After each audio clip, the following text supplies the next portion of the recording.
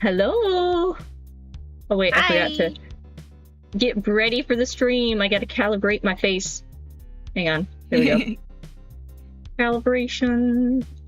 Calibration. Is it working? While I try and get facial expressions, welcome into the very first episode of interviews with VTuber moms. And today's guest is Tempest Tormented. Yay! Hi. That's how you say it, right? Hi. Hi. Hi, everybody. Let us know if it's scuff. We tried our best. If there's a problem, We did please our let us know. best. An attempt was made. Yes, many attempts. So would you like to introduce yourself? Hi, everybody. I am Tempest, and I am a 33-year-old mother of 2, and I live in Belgium with my husband, Belgian, who is currently in the chat. Yes, he's there. All right, I have movement Hello, again. husbando. Hello, husbandos. All right, sweet. We're here. Hello, everyone. Yeah, let's see. go. Hello there, Dark Assassin. Hello there, Swadussy. Hello there, Chica Chompon. Hello there, Tempest. You're in the chat too. Hi. There is Nimby, the Deadly Nabber. Hello there, Lung. Hello there, Lucas Epic Chan. Let's see who else. There's Nicola. Hello. The one that. Oh, that one Belgium. Hello. Yeah. Yes, that would be my husbando. Excellent. The Belgian one. Bless VTubing couple. Separately. Very kind. Separately very couples. kind. Oh, true. All right, sweet. So we're here. Yay! Despite me not hearing my alarms, my body managed to wake up. So I was a little late, but thankfully awake. Hello there, Magic. Hello there, Fifth Venom. All right, I've got a bunch of questions. I think we're just gonna dive right in.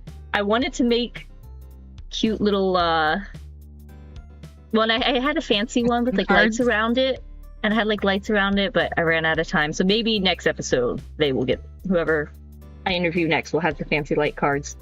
But I got a ton of questions. Let's start with, where's my list? List.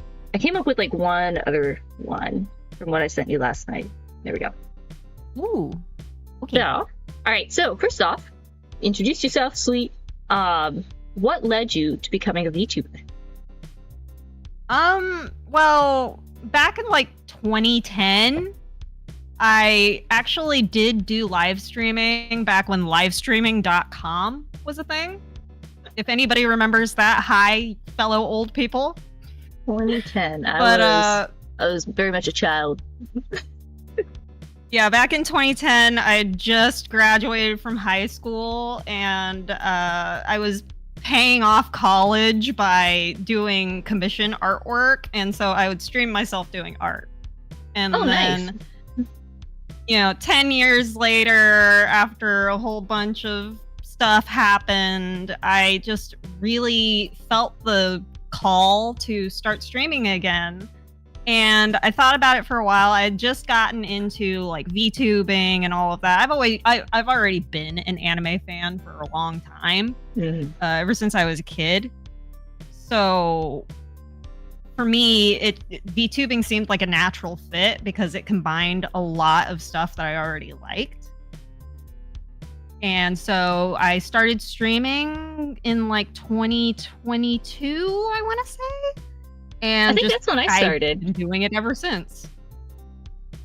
Sweet. It's crazy. 2022, I don't know about you, but I feel like I haven't been VTubing that long, but then years-wise, it's been at least 3 years? 3 years. It'll be 3 years at the end of this year for me, in November. It's how? How has it already been this long? I understand. I think completely. of 2019, and I'm like, oh, that wasn't that long ago. Wait. 6 years ago. Time just keeps speeding up, man. Well, I'm over here just nah, the PS2 isn't that old, and the Xbox 360 came out just like yesterday. Right. Yeah. All right. Let's see. What's the inspiration behind your character? Well, I've mentioned this to you before. I know I have. But, and some of the people that are in the chat that are people that have been like in my streams probably already know this, but my dad, my biological father, he is a certified Wiccan high priest.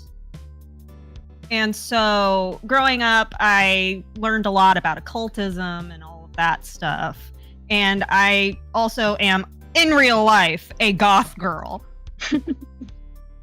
So I wanted to do something that was like spooky and like also like dug into my witchy roots. And I ended up just going with, and I've always like the cat girl aesthetic, obviously. So like I ended up combining that all into one thing. And that's what I ended up coming up with. Nice.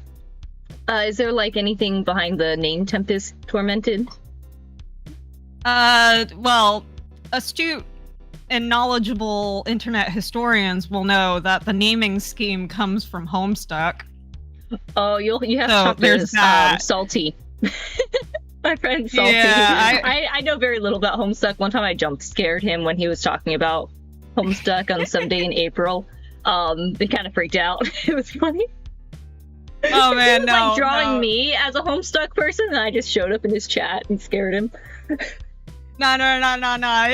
It's bad. I had like my fan troll and everything. It was bad. I will say blissfully in ignorance, but it's very amusing hearing people talk about it. The TT naming scheme comes from that. Rose is one of my favorite characters, and her screen name in the comic it's a TT. It's tentacle therapist. So with me, I originally used to have a name that basically translated to moody dancer. And so I went with Tempest because it kind of indicates this like, it makes me think of Prospero's Tempest, which is kind of like that, where it's very you never know what you're gonna get. Ben says classic. Yeah, you never know what you're gonna get when you're in a Tempest. And then Tormented is a reference to bipolar disorder, which was something that I grew up with, having a dad that had it, and now I'm seeking a diagnosis. So a lot of a little bit of like personal ties into the name. Yeah. Sweet, that's pretty cool. It's cool lore. Let's see. Elgin, you stop that. What does a typical stream day look like for you? Do you want to like start in the morning, or do you want like just the pertinent whatever is like different in your day when it's a streaming day? Normally the only difference is that I try to get the kids fed at around 5 in the evening instead of 6 like we normally do. And then the baby ends up going to bed at 7. And his brother has to be in his room at 7, but he doesn't have to go to sleep until 8. Yeah. Yeah, so he's old enough that he doesn't have to be in bed early, but he still kind of needs to at least be in bed early. Yeah, I think a lot of people do that, where it's like, all right, even if you're not asleep, you need to be winding down over there. Yeah, it's like he knows that he's not supposed to leave his room on a stream day unless it's like really important, and he can't handle it himself. I guess it's like, because my guys are still kind of young, and like they kind of hear us talking about it, but I don't know if they know what it means. Does your older kid kind of understand the streaming? Yeah, he's 7 right now, so he's perfectly understandable. Sometimes he will come up just to say hello, and he'll say hi to chat. It's really funny. It's always fun. Yeah. Awesome. Sweet.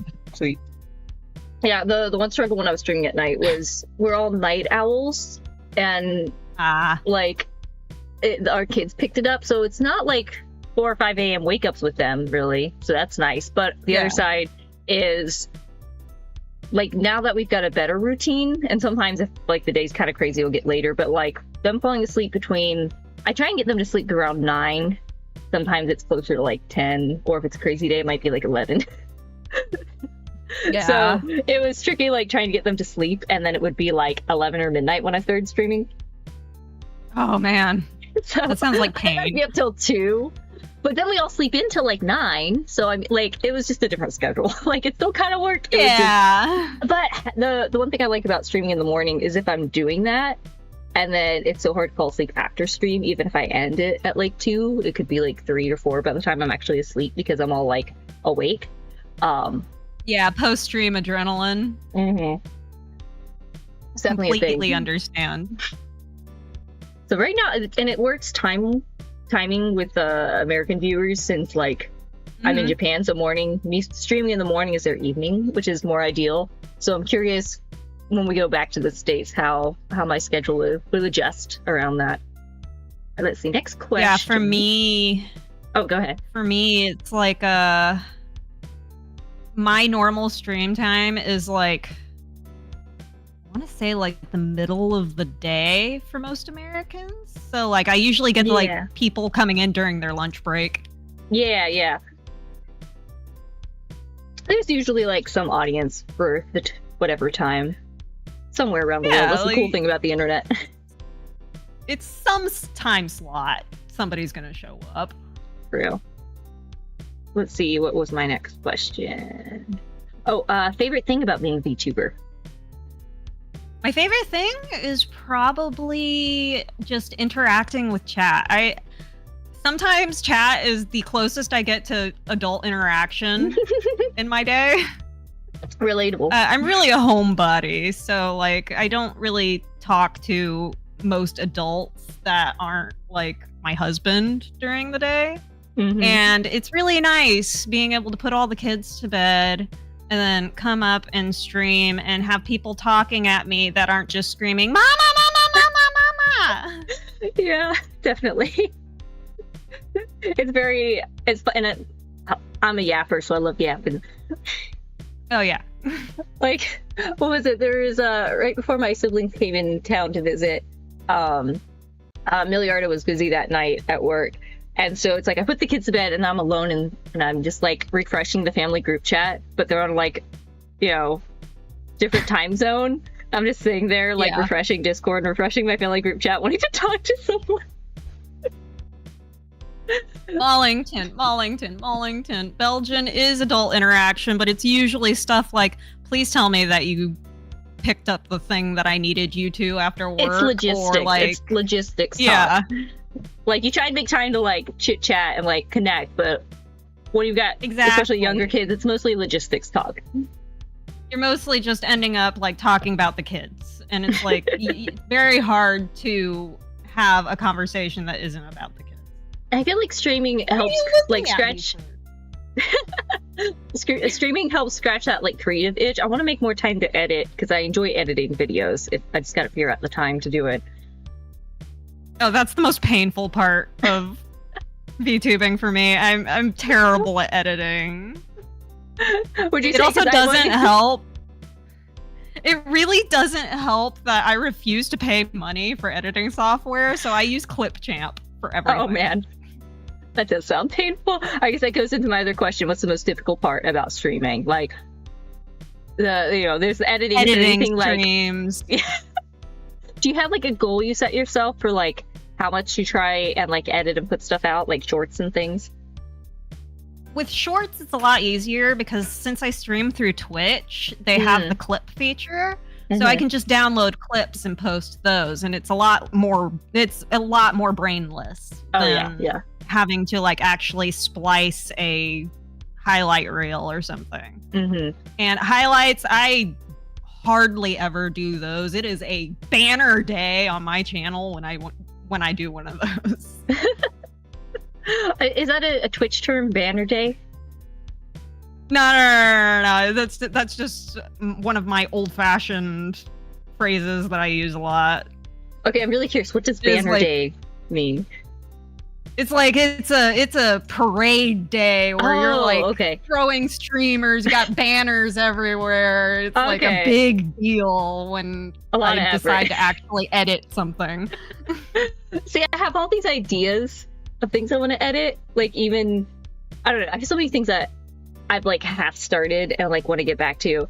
Now that like a bunch of my traveling's done, I don't have anything on the agenda for the next couple months. I'm hoping to like hone in on our daily schedule and my like try and figure out our time and when to get stuff done. So I'm hoping I can get more things edited because I have lots of ideas. It's just like, and I enjoy the process. It's just actually the time. I'd say that's probably the hardest part about being a VTuber as a mom is like the time. Oh yeah. The time management is a premium skill to have when you mix motherhood and anything, really. Which I'll skip to like, because I had kind of like VTuber questions and like motherhood questions, but I'm going to skip to one, which is, do you find it easier to keep a schedule or go with the flow? Kind of a mixture of both. I mean, I try to schedule things, but if things crop up, and they crop up, and I end up And they always crop up. rescheduling, or I'll like shuffle stuff around, Oh, I hear or kids. maybe the children. Yeah, I'm gonna The go check babies. because maybe I can get them back to sleep. Feel free to keep talking and answer any of the other questions that I sent you. I'll be back. Yeah. Let me see. Let me find the list. There's the list.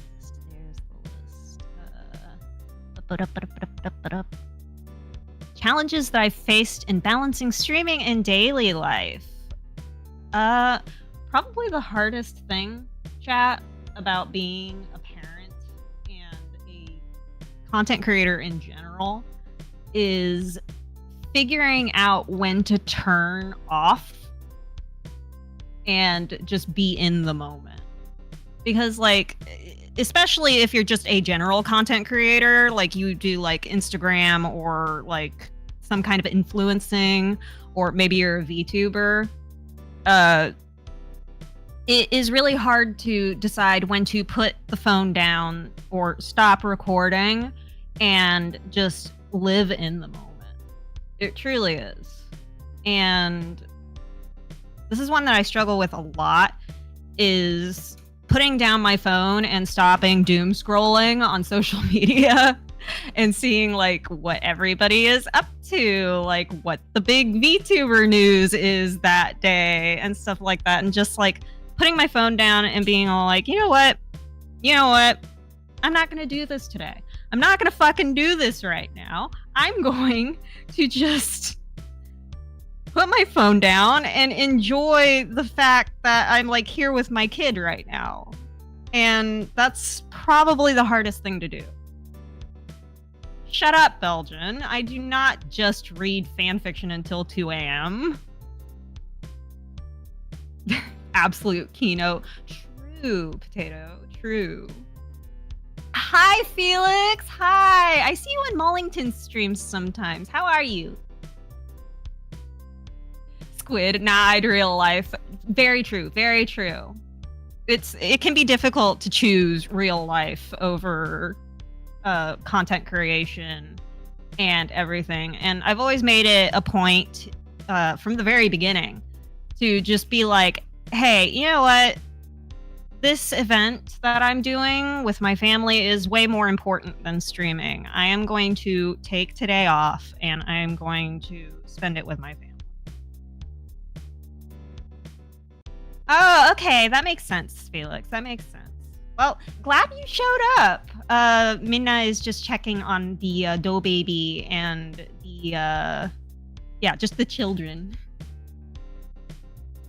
Belgian is going to go and check on our children, make sure that they are still eating. Understandable, sometimes you need to pause and take in the moment. Yeah, Assassin's correct. You just need to, like, turn off for a little bit. Stop, like, focusing on churning out content and, like, focus on what is happening in your life. Yeah, streaming can wait.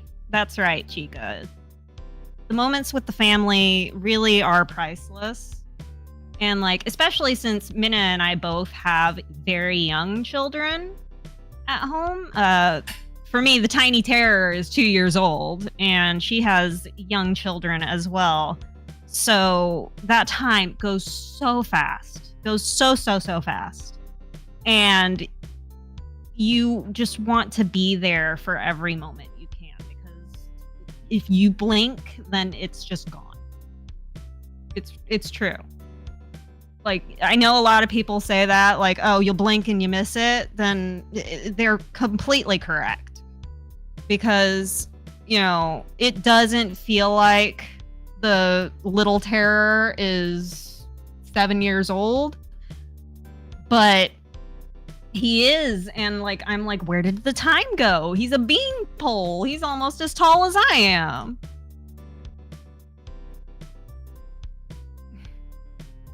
Since I read a bunch of fanfic, is there one I recommend? I don't know if you're into Harry Potter fanfiction, but I am a hardcore Draco Hermione shipper and have been for years. And yeah, I have a huge recommendation list. I can't possibly share it all here. I really can't. As for Husbro having any grilling tips, he actually isn't the one that mans the grill. Whenever we do grilling, I'm the one that usually does it with his dad. Now, if you want like advice on how to paint minis, he's your guy. Belgian can totally tell you about painting minis. Excuse me. Sorry. Oh yeah, he's also a huge Resident Evil fanboy. I am a cat girl. True and real, chica. Real and true. Chapter 1. Albert Wesker's a beach. Oh my god, I still say that word like Jenna Marbles. I really need to like not. I'm just reading back in the chat. Give me a second. All right, I'm back. Oh, hey, Minna's back. Yay! I just talked about a little bit about like challenges I've faced in balancing streaming and family life, and really the biggest one is just, you know, figuring out when to put down the phone and like stop grinding content and be in the moment. Yeah, I think I forget which section I had it on, but I had another question that was forget how I phrased it, but it was basically like, how do you manage screen time at like one for your kids, because I feel like we grew up when it was like a bit different, you know. Yeah. about screens, and now it's like, okay, we want to have a better balance for our kids, but then also how do you balance it for yourself? Because like you're saying, being a content creator and balancing like not being glued to your screen all the time as well. Like how do you try and like manage and find, like, you know, you're in an online world, but then you also got a lot of weird real world stuff going on. It helps that most of the content that I consume online is long form video essays and fan fiction. So like, I'm thankfully not like scrolling through TikTok brain rot or like addicted to shorts and stuff. Like I'm usually, the content that I like to consume is pretty long form and requires like, you know, it gives you a chance to like put it down or just put it in the background and not like really focus on it. Yeah. So for me, that's how I manage it. Like I don't actually spend a ton of time during the day on my phone. I spend more time at night on my phone. And that's mostly just like reading stuff on my phone, or like I might watch a video on my phone while I'm winding down for the night. That's pretty good then. That's good. That's a good habit. I fall into the vertical videos way too much on, it's just usually just like Instagram and YouTube, because those are the only things I have on my phone. Yeah. I wish I could operate Instagram better from desktop, because I moved everything else to my like laptop, and I only look at it there, and If that I helps me remember a lot. correctly, Instagram is made to be used on a phone. It doesn't really work the same. Yeah, so that I might be why. Yeah, so it's like you can't like upload pictures from like desktop and such. So and like I can set the timers on my phone, and there's a little app called like Force that will like when you're growing your tree, it will like lock you out of certain apps, and you can't go into the apps unless you kill your tree or wait for the timer. And then the other thing I just started doing, so it helps a little bit more. And then the other thing I started doing was for each of my like daily tasks or chores on my to-do list, I write like a number of minutes, and that's how much I can like change my timer to look at like YouTube or Instagram, and that seems to be helping. Oh yeah, like Pomodoro method.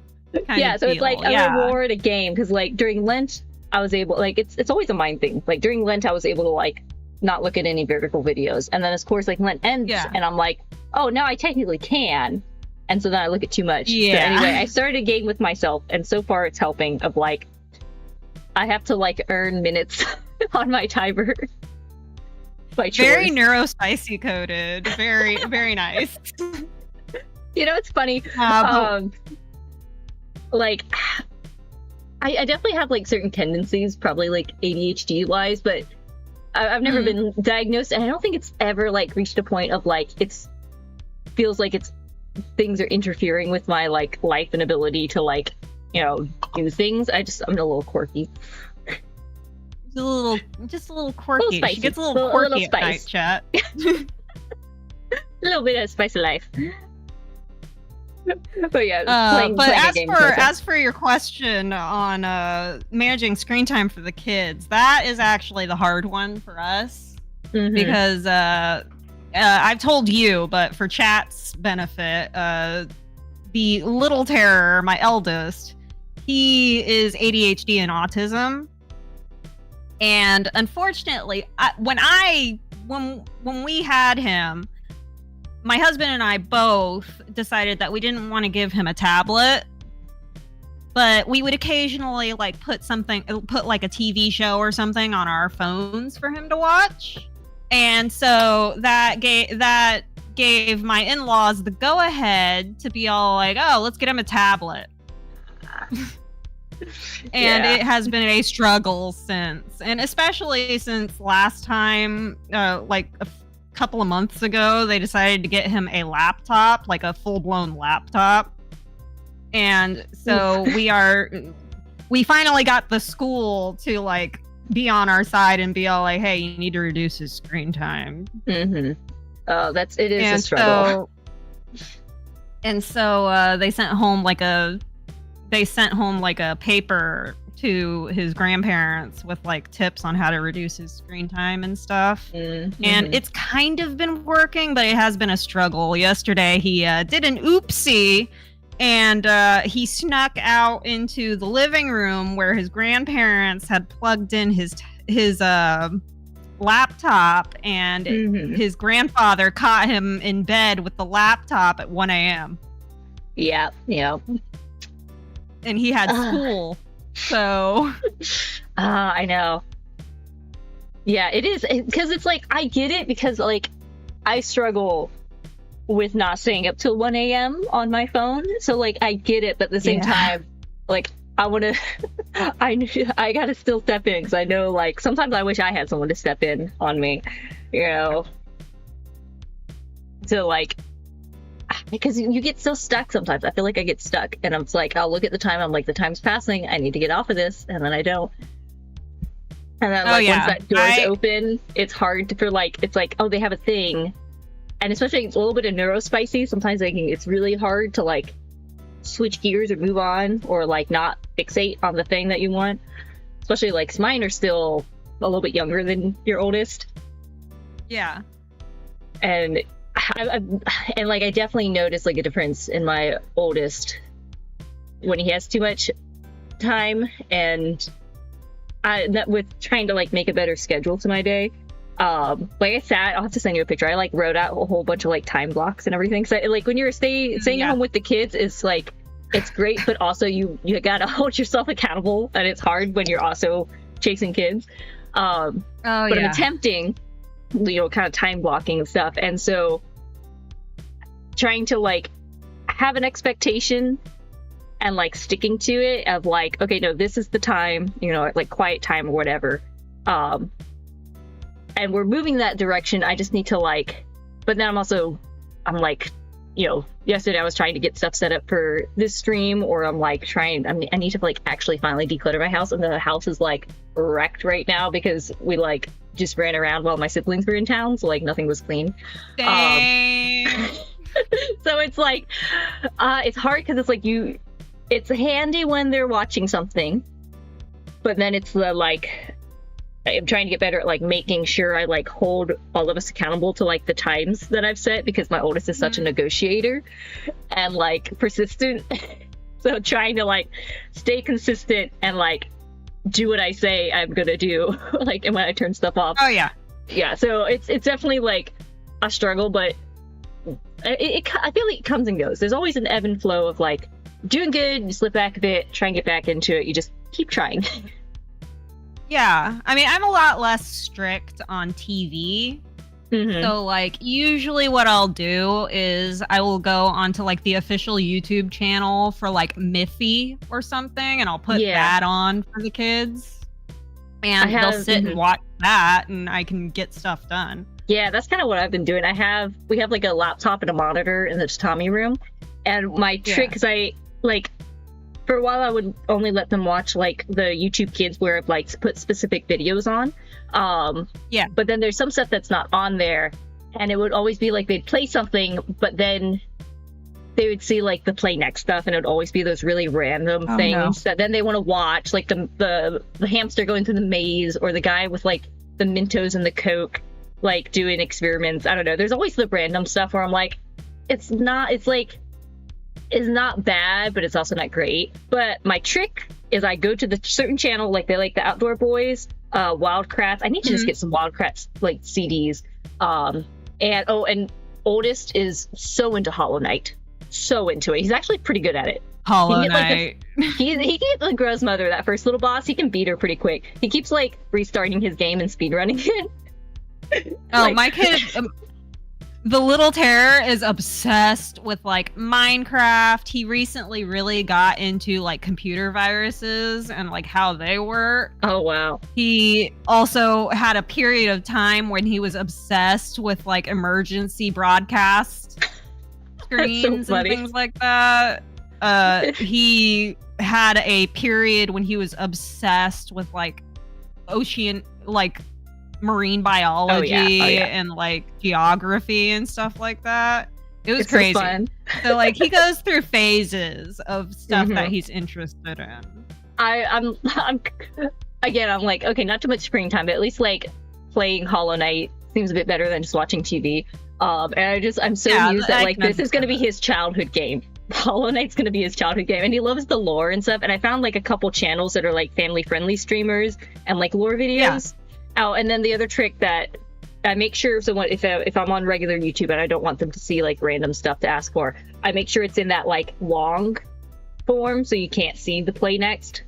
Like it's lower down. And then whenever I click a video, I hit loop so that they can't see what pops up next. That's the family life hack. That's the life hack. You hit loop so they can't see what's at the end of the video, and then you just click back to go to the channel for them to pick a different video. Yep. That's been a game changer. No, for us, the childhood video game is Minecraft. He is obsessed with Minecraft. He has like a bunch of Minecraft Lego sets. He has a creeper and an Enderman plush on his bed. He has like a Minecraft backpack. He's got Minecraft lunchbox. It's everything Minecraft. It's like me with Moomins. All the Moomin stuff over here. My childhood thing. I know. I guess Ed and Nettie.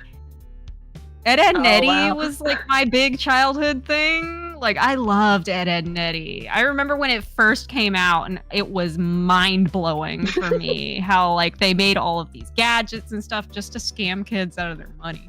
I don't know if I ever watched it. We never had cable, so like I'd watch like SpongeBob and stuff at my friend's house.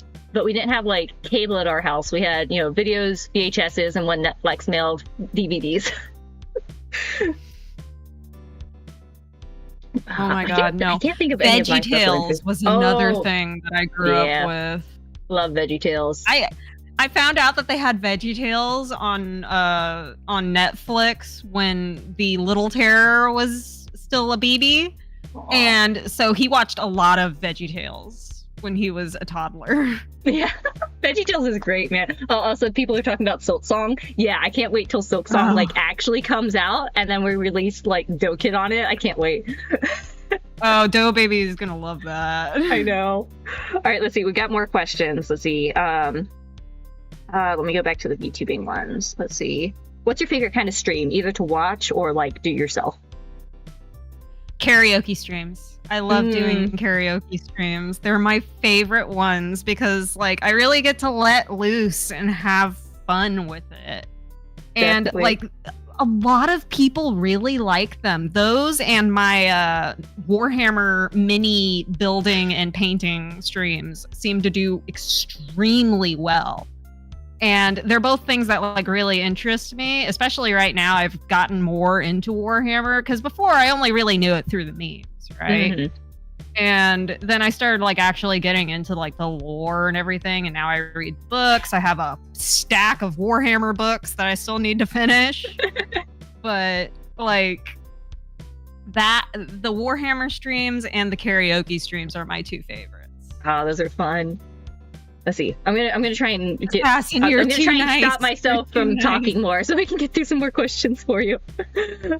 Let's see. Let's see. I think we. I think last streaming question is: what steps do you take to protect your children while you're streaming? Or like. Well, I don't show their face, obviously. Yeah. Like I never post pictures of the kids ever. And if I do post a picture of them, you cannot see anything like identifying about them. Yeah. I get really paranoid when I'm like, do I even want their voice on here?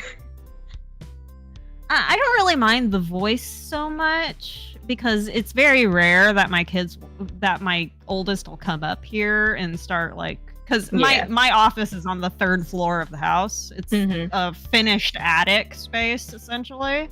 And the bedrooms are the floor below us, so like the kids usually won't get out of bed. Come up here.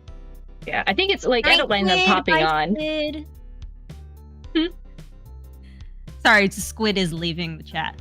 Okay, bye Squid. Yeah, I don't mind them popping in. It's things where it's like I've sort of like recorded our own little like playing through Hollow Knight stuff. I'm like, this would be really cute to upload, except I don't know. To me, there's like a line between like them appearing in my content and then becoming the content, and I'm like, I don't know. Yeah, if, like, that's something I worry about too. A cute little like us playing Hollow Knight, where I make sure they're like, edit out any like actual names, but it's like us playing together. I'm like, that sounds really cute, but I don't think I can go there. I'll make our own family playthroughs where I'll like put them somewhere on a drive or something for them to watch. Yeah, I understand completely. That is something that like terrifies me because I watch, as I mentioned before, I watch a lot of long form videos. And so that's like, dissecting like family channels and like various scandals going on with mom influencers and stuff like that. And like my mom, when I first had the Little Terror, she was all like, you should become an influencer. You have a beautiful family. You have a beautiful house. You're pretty. You should become an influencer, right? And I always like hemmed and hawed about it. And I was like, I just don't know. Like being an influencer is a lot of luck. Yeah. And then, I started hearing about all these influencers that like would have their kids' pictures stolen off of their page and like have people catfishing other people with those kids. And then I started hearing about all of these mom influencers and these like family channels getting arrested for like horrific things.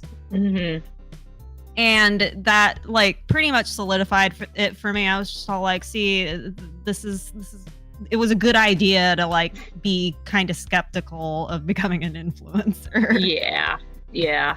And like I completely understand the reluctance to wanting to like even a little bit have your kids involved in your content. Yeah. And like I talk about like the funny things they do on Twitter, right? But like I never like film them and post them on. Oh yeah. And even like I try and be mindful when I'm talking about them on stream of like sometimes I'll say stuff because I want to be able to look back at it of like funny little things that I might forget, but I don't ever want to like tell their story or like highlight, you know, negatives, like because this is not the place for it. Yeah. Like I might say something that was a negative at the time, but like by the time I get to share it with anybody, it's usually really funny. Yeah. And like I can look back on it and laugh on it, and I'm just all like, oh, they were just being difficult today. It's not a big deal. Yeah. I think there's something else I was gonna say. What was it? Oh, that's the nice thing about Vtubing is you can have that sort of influencer with the protection. Yeah, it gives you a buffer because nobody can see your face. So exactly. It's like it's a lot harder for VTubers to get like the creepy fans to find you, especially after Camilla had her whole thing where somebody slipped a tracker in a gift. A lot of people have become hyper vigilant now for that kind of thing just because of stories like that. Yeah, I think sometimes I'm a little scared because like it's still like there are the crazy people out there and I'm just like, oh, just hope no crazies find me. But do what I can ahead of time to make sure it's hard for the crazies. I've been on the internet for so long that at this point I'm all like, if the crazies find me, they find me. Yeah. I'm really not interesting enough that they would linger on me for very long. True. Yeah. Makes sense. And I make a point to not be a lol cow too. So yeah. All right, let's move on to some more like family questions. Okay, I'm excited for this lore. How did you meet your husband? Okay, so remember when I said back in 2010 I was a broke college student paying their way through college by doing art commissions? Well, I did all of that on Tumblr. That's really where it started. I've been on Tumblr since about 2009, so right at the very beginning of Tumblr. Ooh. And I was okay, this is gonna sound really fucking weird. I'm so sorry. But I was into My Little Pony Friendship is Magic at the time.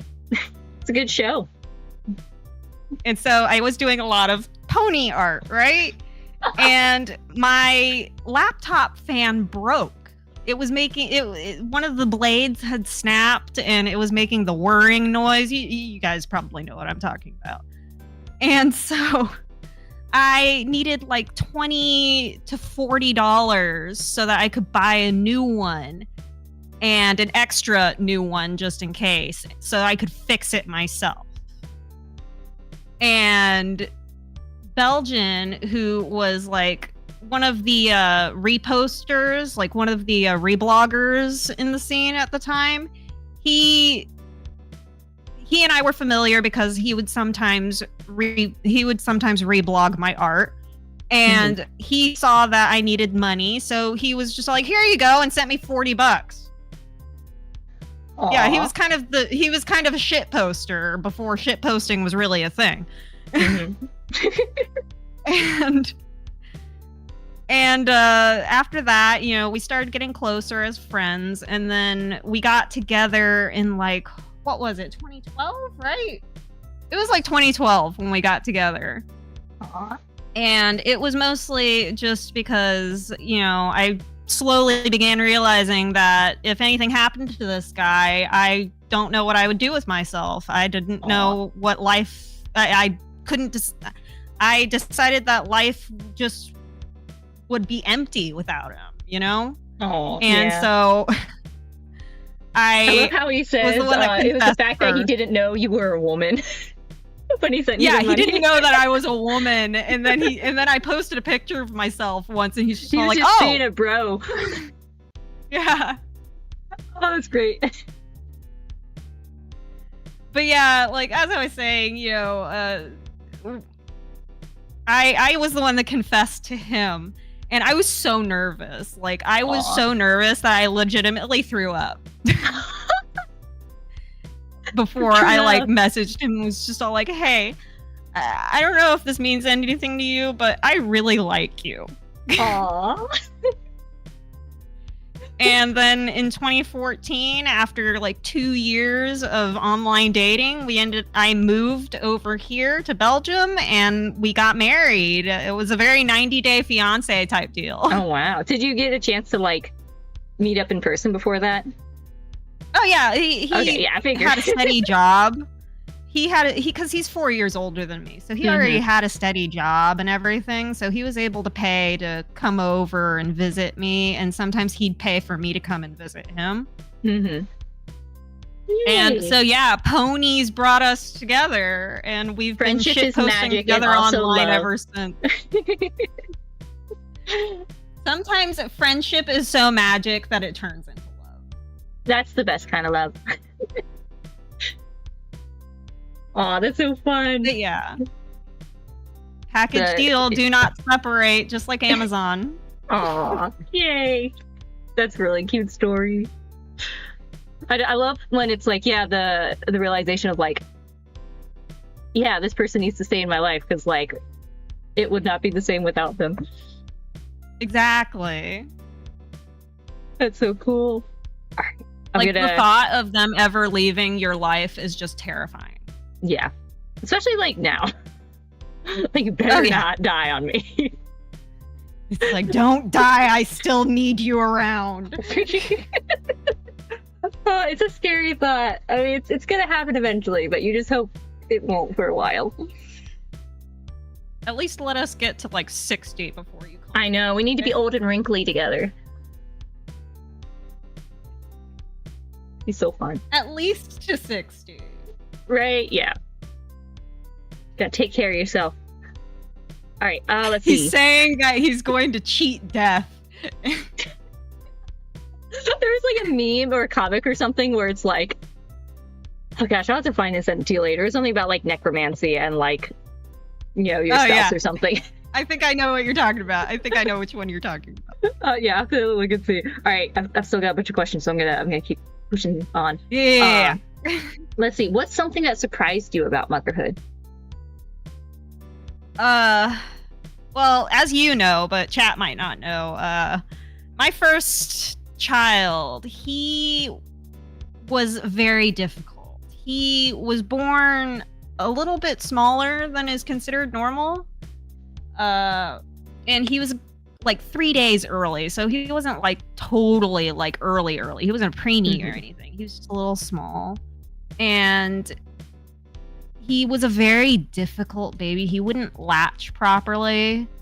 And so breastfeeding was a struggle. And, you know, I got mastitis, which made it even worse. Oh, I hate mastitis.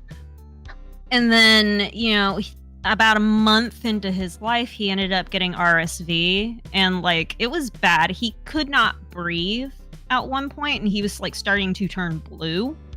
That's horrifying. And we had to go to the hospital. And he was hospitalized for about a week.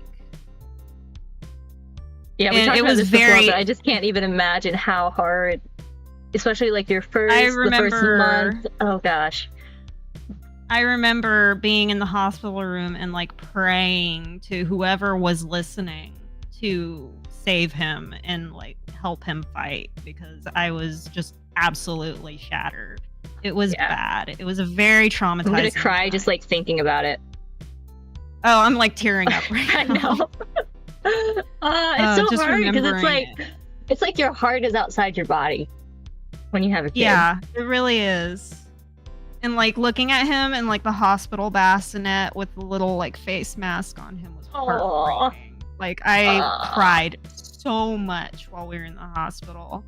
And eventually, like I was still trying to pump while I was in the hospital, and I was getting like drops, not even like proper feedings. Yeah. And they were just like, you got to keep pumping because he's going to need the milk. And eventually I just broke down and I was just like, just give him formula. I can't do this anymore. I have to stop. and it was bad. So for me, it was like before having him, I was like glowing. I was one of those moms that was still wearing like heels at 7 months.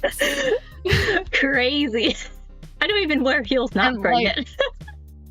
And like I was like one of those moms that was like glowing, beautiful, everything that you expect motherhood to be. And then like I had all of these plans. I was going to be this like super crunchy mama. We had like cloth diapers and we had like no bottles because I was going to breastfeed all the way. I was going all in on breastfeeding without actually really knowing much beyond, you know, what scant things I could find on the internet from mommy bloggers, you know? Yeah, which even like there's a bunch now, but there probably was less back, you know, 7 years ago. Yeah, it was mostly a lot of this is totally natural. It shouldn't hurt if you're breastfeeding. If it's hurting, then there's something wrong. And, you know, it was a lot of like, don't ever give them a bottle because then they're going to get nipple confusion and all of that. And honestly, the biggest culture shock for me for motherhood was fed is best. Yeah. Doesn't matter if it's formula or breast milk, fed is best. Yeah. Oh yeah, for sure. Like I'm definitely with you of like there's a lot of benefits to breast milk unless like you want to, but sometimes stuff happens and you just got to do what you got to do.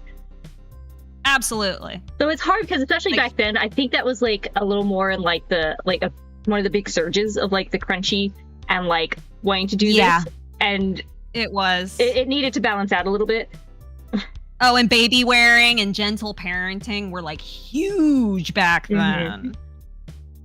It was massive. And now parents are a lot more laid back now. We don't care. Yeah. I think I got, because it's what, like, I can't say like the exact ages, but it's like, I don't know, around 5-ish years since, you know, I got into everything. So I think I've caught like the slope down of that wave. And also like mom was kind of on that train like way back in the 90s. Like she's OG with a lot of this stuff. You grew up with like a hippie crunchy mommy? Sorta, like not too much hippie. It's funny, it's hard to describe her exactly. Cause like one thing I'll say about gentle parenting is like, especially now since it's become kind of big and widespread. Yeah. It's like, and it's like, it's wanting to be like, what's the word? Authoritative and like assertive, but like connecting. And I feel like there's lots of approaches to it. Like that one lady, like Mama Cusses. I like how she like describes like, she's so funny. Yeah. So it's like that kind of thing where it's like, okay, it's a little more communicative and like not just being like do it because I told you so. It's kind of like a response to a more like authoritarian parenting style, but you're still supposed to hold boundaries. But I think if it's easy to slip into permissive when you're trying to like be a little more connected and on level with your kids while still keep. So it's like it's easy to slip into permissive, but it's not supposed to be permissive when it. And it's I feel like there's lots of ways to approach it. Yeah, I would probably call myself more of an authoritative parent in that, like, I try my best to make them feel heard, but like when I say you need to do this thing, you need to do this thing, and I'm not going to take no for an answer at that point. Yeah. Like, I think this is something you need to do right now, and I know that you don't want to do it, but if you do it, then afterwards you can do whatever you want, and it's fine. Yeah, I think that still falls into gentle parenting. I think it's just like.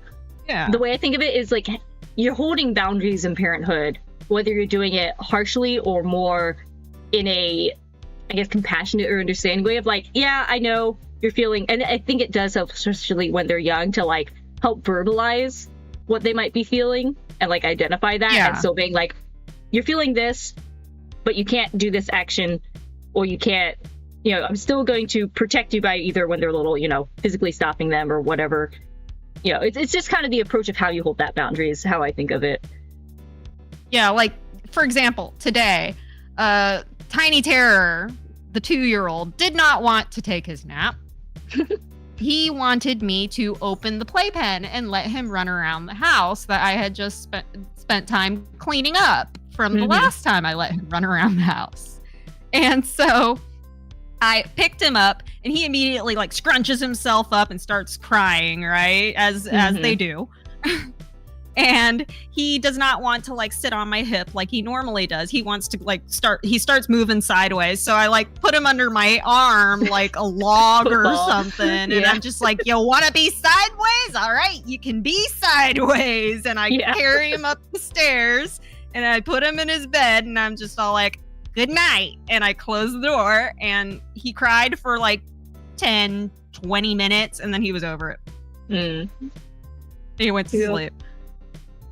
And, you know, is that entirely gentle parenting? No, but like when you have to do something, sometimes crying is not going to hurt them. Yeah, I guess if they are in, if they are in their crib or in a playpen or someplace safe where they can't hurt themselves otherwise, then crying will not hurt them. I think I need to check on a baby. Feel free to continue with the questions. I think the next one was birth stories. You can save that one if you want. Stories. I'll save that one for when you're back. Yeah, you can feel free to do any of the other ones that are down there.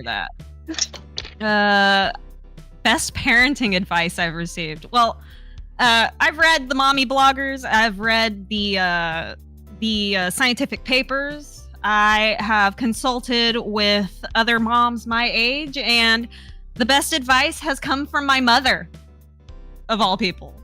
Yeah, it turns out your mom knows what she's doing. And because if she was able to handle you, then she probably has an idea of what she's doing.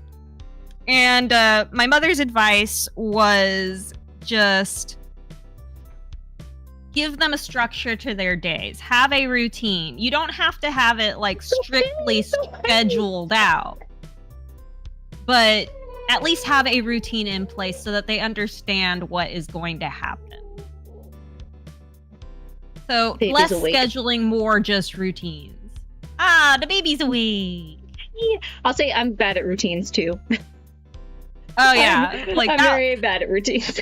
There's I'm trying very hard to change that. I had to get good at routines when it came to the little terror, because his autism brain is like, I need routines. I need to know what's going to happen next. I need predictability. Where his ADHD brain is also like, I am going to cause as much chaos as possible. I know. They're like the two wolves inside of him, constantly arguing. Inside of him are two wolves. One is ADHD, one is autism. Yeah. I'll say let's see. Okay, if you want to share your birth stories, I'm back. Okay, so my birth story is fun. With my first, Belgian and I talked it over. I originally was totally fine doing like a birth center or like a home birth. And Belgian was very nervous about that. He's very, very scared of dying and the possibility of dying. And he had heard many horror stories of, moms bleeding out and dying during birth, right? Yeah. I mean, it doesn't happen as much now in the West, but it does still happen sometimes. So I understood what he was coming from. And so he insisted that I have a hospital birth. And I've actually had 2 hospital births in 2 separate hospitals.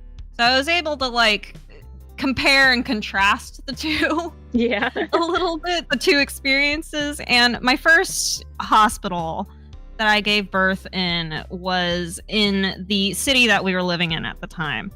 And it was a completely different experience. Well, first off, I went to bed around midnight that night, and I had the bloody show. And I was like, oh, well, that means that it'll probably be a few hours later, and I'm going to probably be in labor within the next few days, right? Oh, yeah. So I shrugged, went to bed. I wake up at 6, and I'm feeling like contractions, but they aren't particularly painful. They're not making me uncomfortable or anything. It's like that early labor. I can feel the tightening. And this is where my whacked out sense of pain comes in. I have a really weird pain tolerance. So for me, none of it was painful at all. I didn't feel any pain the entire time. So I just felt this tightening, and like it would go for like a couple of minutes and then it would go away. And I was just like, okay, I am going to move to the couch and try and sleep a little bit more and like count in between. Yeah. And keep track. And that way I don't interrupt Belgian because he had work in the morning. Mm-hmm.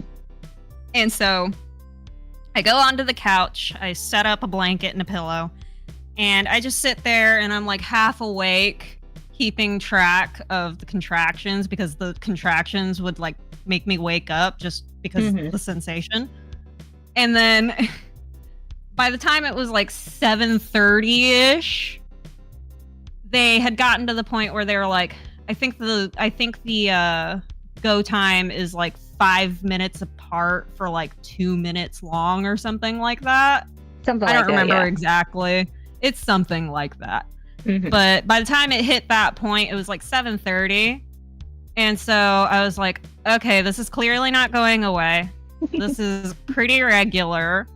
And it's at the point where all of the mom blogs and all of the, hospital websites say that I should probably go in.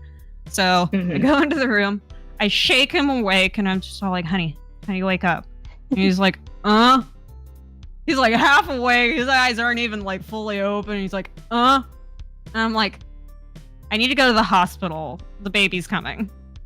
And he's just kind of like, and like almost moves to like go back to sleep, and I punch him in the arm, and I'm just all like, you need to wake up. That's when you know like labor's active, is when you start getting aggressive. Well, he kind of like was half asleep, so he wasn't all there. And then when it finally registered, he was like, oh shit. And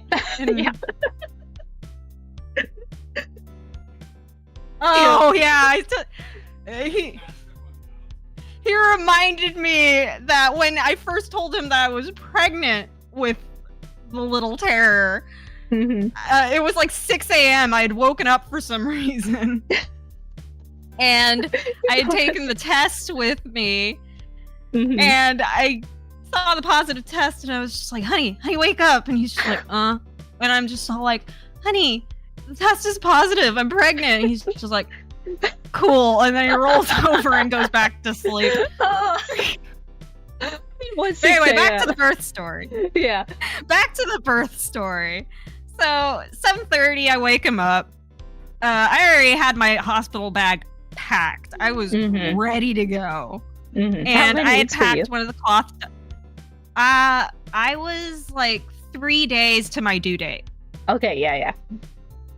So it was like, it wasn't considered premature, but it wasn't but it was still a little bit early. It was within normal, right? And I had my hospital bag packed for like weeks already. I had like cloth diapers to take him home in and everything. I even had like the cutest little outfit picked out and everything. And I had 3 outfits in like 3 different sizes just to make sure. Because if he was big, then he would need a bigger size. If he was small, then he would need a smaller size. So I made sure, right? And we got out of the house around like 8, right? When everything was said and done. And there was a gas station right by our apartment. So we stopped by the gas station and picked up something to eat. I think he got me like a sausage bread and like a Gatorade, or the same kind of drink that we have here. That's not too bad. You gotta get ready. Because I was worried that they wouldn't let me eat. I was gonna definitely eat before I went in. Get your electrolytes, get some protein. And I knew they would at least let me take the drink in, but they wouldn't give me food. So I ate the food on the way there. And it was uncomfortable, but like it wasn't painful. It was just kind of like, oh, there's a contraction there. Yeah. Just like completely normal face, like not even wincing. Oh man. And again, this is not normal, guys. In the She's chat. built different. This is not. This is not normal. This is just me having a completely whacked out pain tolerance. So we get into the hospital at like, I want to say like 9 is when we finally get into a delivery room, right? Mhm. And they have a big bathtub there in case I want to like relax in the tub and help with the contractions. Nice. They had plenty of room for me to walk around. They had like a strap on like Doppler machine for my belly so that they could keep track of the vitals. And I had tested positive for one of the hepatitis strains that they wanted to pay attention to. I think it was like Hep B is the one that they usually test for, right? Mm-hmm. And so they had me on an IV drip to give me the medication before I gave birth. Yeah. And I'm walking around and like it's uncomfortable, but like I'm not really in pain. Mm-hmm. And then I finally I finally get dilated to 10 centimeters at around like noon. Mm-hmm. Or like half past noon, something like that. And they're like, okay, now you need to like get into whatever birthing position you want to be in. Mm-hmm. And you need to start this pushing hospital now. sounds way better than your average hospital in the US. Yeah, Europe's kind of weird like that. It's a lot more lenient about what the parents can do. But this was an older hospital that I was in, so it was still a little bit stricter than my second experience. Still, no, this sounds like very nice compared to a lot of experiences I've heard with hospitals over here, which I think may partly be, I don't know, like I've heard that the US, like the rate of like suing is a lot higher, or it's easier to sue, and I think a lot of the stricter policies in the hospitals here are for like to try and avoid people suing them. Yeah, like their because policies over here and in stuff. Belgium, for example, like people will complain about it to each other, but they won't actually do anything about it. Yeah, I don't know.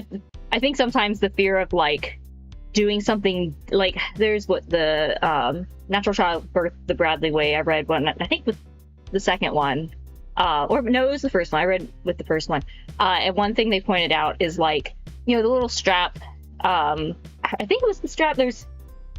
I think it's like where you're laying on your back and you have the strap on your belly, or something about the fetal heart rate. But there's like, you know, okay, there's the way that it's been done, and then say, you know, there's a perfectly fine way to do it with like the Doppler to be able to monitor the heart rate instead of having to have the strap on the belly, and like the Doppler works just fine, maybe even better.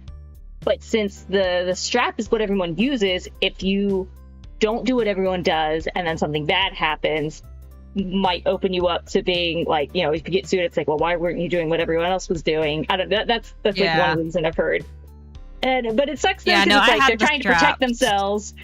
Which, I mean, yeah, the straps are usually fine, especially in like a, you know, fine normal labor. But it's hard because they have sometimes like really strict policies, and they aren't like, they're there to make sure the birth and stuff happens, but they don't have a lot of support for like helping the mom. They just know how to like intervene, and they aren't really trained in how to help, which can lead to problems. That's a big problem with like, stuff over here. That's why doulas are such a huge like thing in the US. Yeah, because you need it. You need it. I hope I never have to give birth in a hospital. I would be so cranky.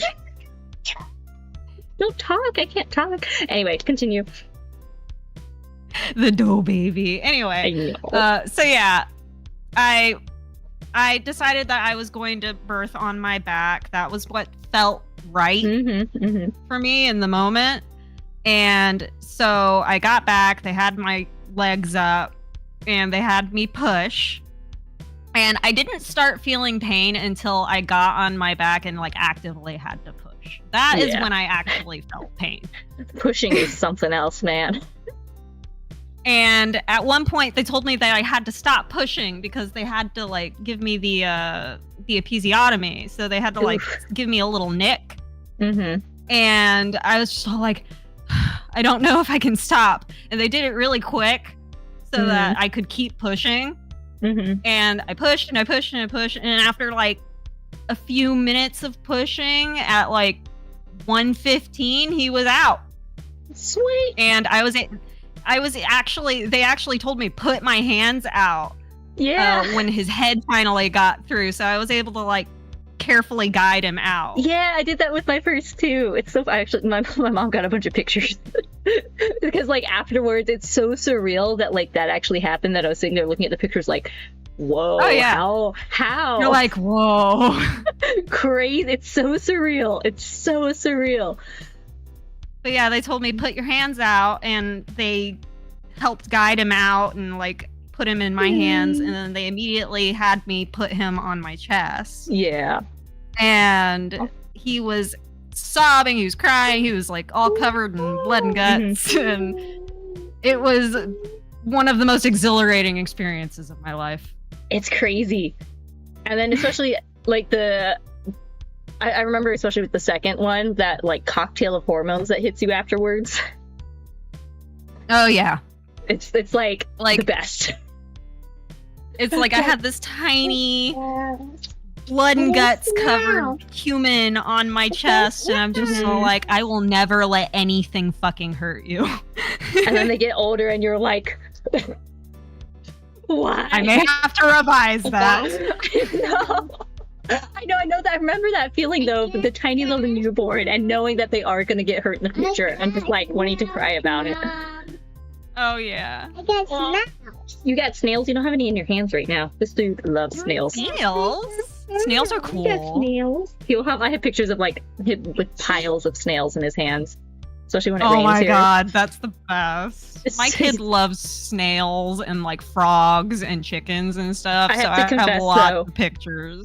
I accidentally killed a really cool big snail that we found because we had a little terrarium and it usually sits on the porch. And keep it kind of like moisturized and stuff. But I was gonna be like spending the night at a hotel when I picked up my siblings, and so I'm sorry. I know you have snails. I put it like a little terrarium under a bush, thinking because it was supposed to rain. It didn't end up raining, but I thought like, oh, if it rains, it'll drip some water on it. But the position must have been still too in the sun, and I think it like baked the one big snail because he was like scribbled up, and I feel so bad. It was a cool snail. Oh yeah, in Belgian ads, then they made me cut the cord, but the scissors were too loose, so he's sitting in front of the bloody baby, using his nail to like tighten the scissors. Oh my gosh. So he can cut the cord. And he accidentally killed the snail, I'm sorry. But there's other snails. I'm sorry. I'm sorry, oh, he's scrunching over. I'm sorry. It happens sometimes, I'm sorry, buddy. baby. Oh no. I've noticed this before. Why is it hitting so hard? I'm gonna mute. Oh no. Okay. But anyway, to continue the birth stories, second experience was a completely different experience. Completely different. I'm just gonna continue with it while Minna's out. She can still hear me, so it's fine. I can still hear you. No, he's got a Pikachu in his hand, and he's saying he needs the Pikachu to find the snail outside. Ah, okay. It's okay. Okay, so the second baby was a big baby. Like, they were already telling me he was gonna be bigger than normal. When they were doing his measurements on the ultrasound and stuff. So I already knew I was gonna have a big second baby. My second child was completely different from his brother, because while his brother, the little terror, decided that he wanted out right now, the tiny terror took his sweet time, because he was a full week overdue. Ooh. And we were supposed to go in on my husband's birthday to get induced. And he decided he was going to come the day before that. Oh. So he has impeccable timing. I think my husband was born, I think the day before his mom's birthday. Yeah, I'll tell you a funny thing that I said later. But so the second hospital was a newer hospital. It's a research hospital that's connected to one of the local colleges. So it's a lot more updated in its policies. Mm-hmm. And for example, they let me eat in the delivery room. I was given like a full meal. Oh God, yes. So again, it was like early in the morning. We were just gonna go down for bed, I think. And in the hospital, when I was doing my prenatal checkup, before where we scheduled everything, they told me if you see any blood, any at all, come in immediately. Mm-hmm. So, like, we were just getting up for the day, and I saw blood. It was like 6 in the morning, I want to say. Funny that was 6 again. And last time, the bloody show had been at midnight. Oh, that's right. Okay, yeah. But 6 in the morning this time, I saw blood, and so I woke Belgian up. My kid got foisted off to his grandparents because he had school that morning. And I had my bag packed for about a week. I was a lot more behind this time around. Yeah. With everything. I had it packed for like a couple of weeks. Mm-hmm. Not nearly as early as the last one. Let's if it with the second kid. And we went in. They got me into a delivery room. I was like the only person that was in at the time. It was really early. They got me into a delivery room and they checked me, and I was like barely dilated, but they saw blood and they were all like, yeah, okay, it was a good idea for you to come in. And they had me like walk around, and occasionally they would check on me, and they said, do not hesitate to fall asleep if you need it. We have a tub here in case you want to do a water birth. We have a recliner here for you to lay in and take a nap if you want to, or you can nap in bed, either one. And of course they had a couch there for Belgian to sit in, and he took a nap. And I was just kind of like walking around, and the nurse would poke her head in and be like, hey, how are you doing? Do you need any pain relief or anything? And I'm like, no, I'm fine. Just vibing. I was just like, I was talking, chatting, having a great time. And like, if I felt any discomfort, I would just get up and start walking. And it wasn't like painful. Again, I didn't really feel pain at all. It was just like a tightening sensation. So it was kind of uncomfortable, but not really that bad. I barely felt it. And I'm just walking around chatting, I gotta say, that's pretty sweet. I had to really work through mine. You know, I was like watching videos on my phone. Yeah. Like, I was just totally fine. And like the nurses were like, you are taking this really well. And like, I think I might have scared them a little bit, actually. I would be scared. Because they're all like, she's not even like wincing or anything. She's just perfectly fine. What the hell is wrong with this woman? Oh, man. And like, I had warned my OB that, you know, don't be surprised if you walk in and I'm like totally fine, because I have the most whacked out pain tolerance. Like, I do not feel any pain until like the last 20 minutes. Pretty sweet. And he took much longer than his brother for me to like be ready. And it got to the point where I was like stuck at like 7 or 8 centimeters. Right? Like, I had stalled out. And they could feel his head through like the opening. So they knew that he was wanting to come out. So they had to have me lay down in the bed, and they had to put in an IV and give me some of the induction that they were going to do. It was mostly just it was like OxyContin or something like that. Oh, okay, they gave me a little bit of something to like help speed everything along. So it was like just natural hormones that I would have been producing anyway. Yeah. Yeah, and usually it's, and so I'm not sure all the different ones, but usually it's like Pitocin that they use over here, which can be, I've heard it's like really rough to have Pitocin. Yeah. But they gave me a little bit of that. And we had eaten beforehand, so I was like, I had enough energy to do it, and that's when I started like having really bad contractions. Like I was in a lot of pain for the last 2 centimeters, and then finally, like 30 minutes later, I was able to like start pushing. Yeah. And this hospital was a little different. I actually prefer when they just nick you if you're about to tear. Because at least it's controlled, and so you can just like tear in the one place, and they'll stitch you back up, and you'll be fine. They did not do that with this one. They let you tear naturally, and unfortunately, his head was so freaking big that I ended up tearing in like 4 places. Oh no! It was bad. It was a mess. Ooh, girl. See, I had my tear with my first reopened a month postpartum, and that was really annoying, but 4 places. Yeah, it was bad. And do you see a little bit more why I've decided that not having more is probably a good idea? I'm so sorry. Yeah, it was bad. Oh gosh. But man. This second time, compared to his brother getting sick, the first postpartum was emotionally damaging. The second postpartum was physically.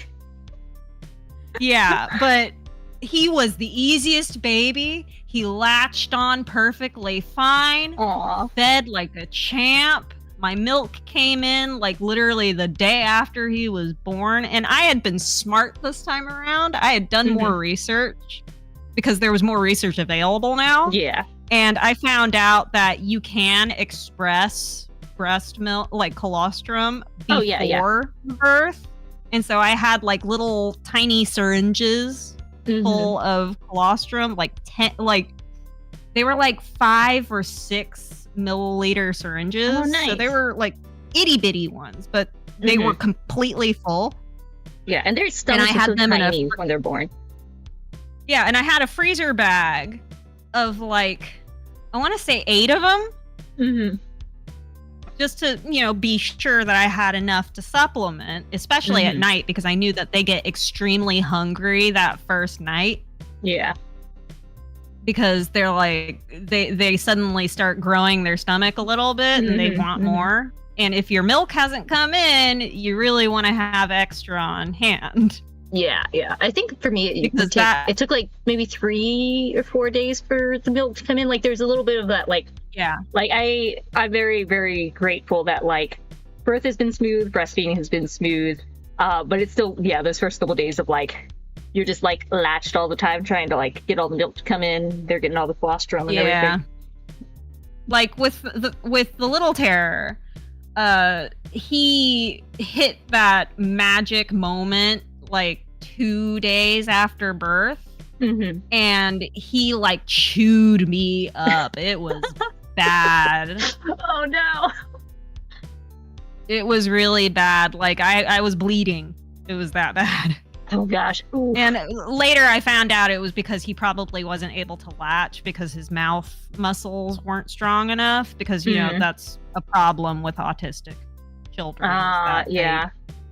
They have those mouth problems. Yeah. And so that was probably why he was so bad at feeding. But like my milk didn't come in until the morning after, when I was finally able to just like give him some formula with the day nurse and take a nap. Yeah. I mean, this is an interesting question from Felix.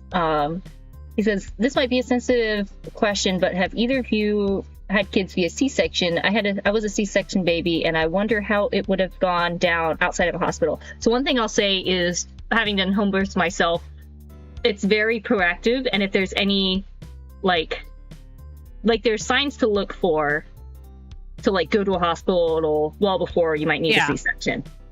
So like there, like if you become high risk like during the pregnancy, you'll need to change plans and like work with your midwife going into like a hospital or something. You have like your transfer plans. They're very like they're like completely focused on you. Like they have set like if two moms go into labor at the same time, they have like backups and setups to like, but that's one difference with like midwife care versus how, you know, my experience is people talking about hospitals in the, you know, US, where it's like they're completely focused on you. And there's many ways to like see how like kind of see how things are going, and like if a transfer needs to happen, it happens, you know, should be happening well before anything might come up. You know, they look for risks and wait from there. Also an interesting thing about C-section, that I forget when it started becoming like more of a thing, but when a baby goes through the birth canal, they pick up a whole bunch of microbiome, I think is the word. They pick up like a bunch of stuff from the mom that helps, you know, their immune system. And so one thing people will do, like yeasts and things like that that they're going to need on their skin. Yeah, and so what people will do is seeding. If they need a C-section, they'll like have someone swab their like, you know, vaginal walls to like get some of that stuff and then put it on the baby so that they can still get all that good stuff. I don't think people most don't realize outside of knowing like birth stuff know that, but it's an interesting little fact. Yeah, most people don't realize that like all of the stuff that's on our skin, we have like a whole like biome of yeasts and bacteria and like microscopic microscopic organisms. And how do you think they get there? It's from like being born and stuff like that. Let's see. I need to. But yeah, I go ahead. I completely second everything that you said. In Europe, is you have a midwife and then you also have an OB in the room, so you have both. Yeah. Especially in the hospital, but your point of contact is your midwife usually. Yeah. And postpartum, when you go home, you have to have a midwife on file who will come and visit you in the home. It's crazy in the US. They just like ignore you until you come in for 6 weeks. Like midwife care. That's why a lot of people like midwife care out here, is because it's like instead of just like a 10-minute pop in to your OB appointment, you actually get like a lot more time. The midwives are usually like allow more time to like talk to them, really like inform you about everything, discuss things, a lot more like focused on you. They'll help you with breastfeeding. Oh yeah, like, and then when you're postpartum, they come like the next day. It's usually like, you know, a 24-hour visit, you know, and then in a couple days, then like in like a week or so, and then, you know, they usually like come in to like the office for the 6 week or however. Sometimes they'll come out to you, but it's like a lot more than you get from the hospital. Yeah, the hospital in the US is a totally different story from what I remember of my brother's births and from what I remember from like family members and family friends. Because were you born in Vietnam, or because that's where your family's from, right? No. My mom is from Vietnam. My dad was born in Missouri. And they met and married in Texas. So I am 100% Texan, born and bred. Okay. I didn't realize that. That's so funny. Okay. So yeah, my mom came over to the U.S. when she was like 3. They were a part of like the wave that came over during the fall of Saigon. Oh, interesting. Okay. So like, but you were able to like have a lot of connection to your Vietnamese roots. The Vietnam War is very recent family history. Ooh, yeah. Okay, I didn't realize that. That's pretty cool. Well, I'm glad you were able to, you know, have the Europe hospital births instead of the US ones. Yeah, everything I was reading was from like US moms and maybe a few UK moms, because you know that was what it was at the time. And you know, so I was just like, okay, I know that hospitals here are a little bit different, and they've like kind of given overviews, but I didn't realize just how different it was. Oh yeah.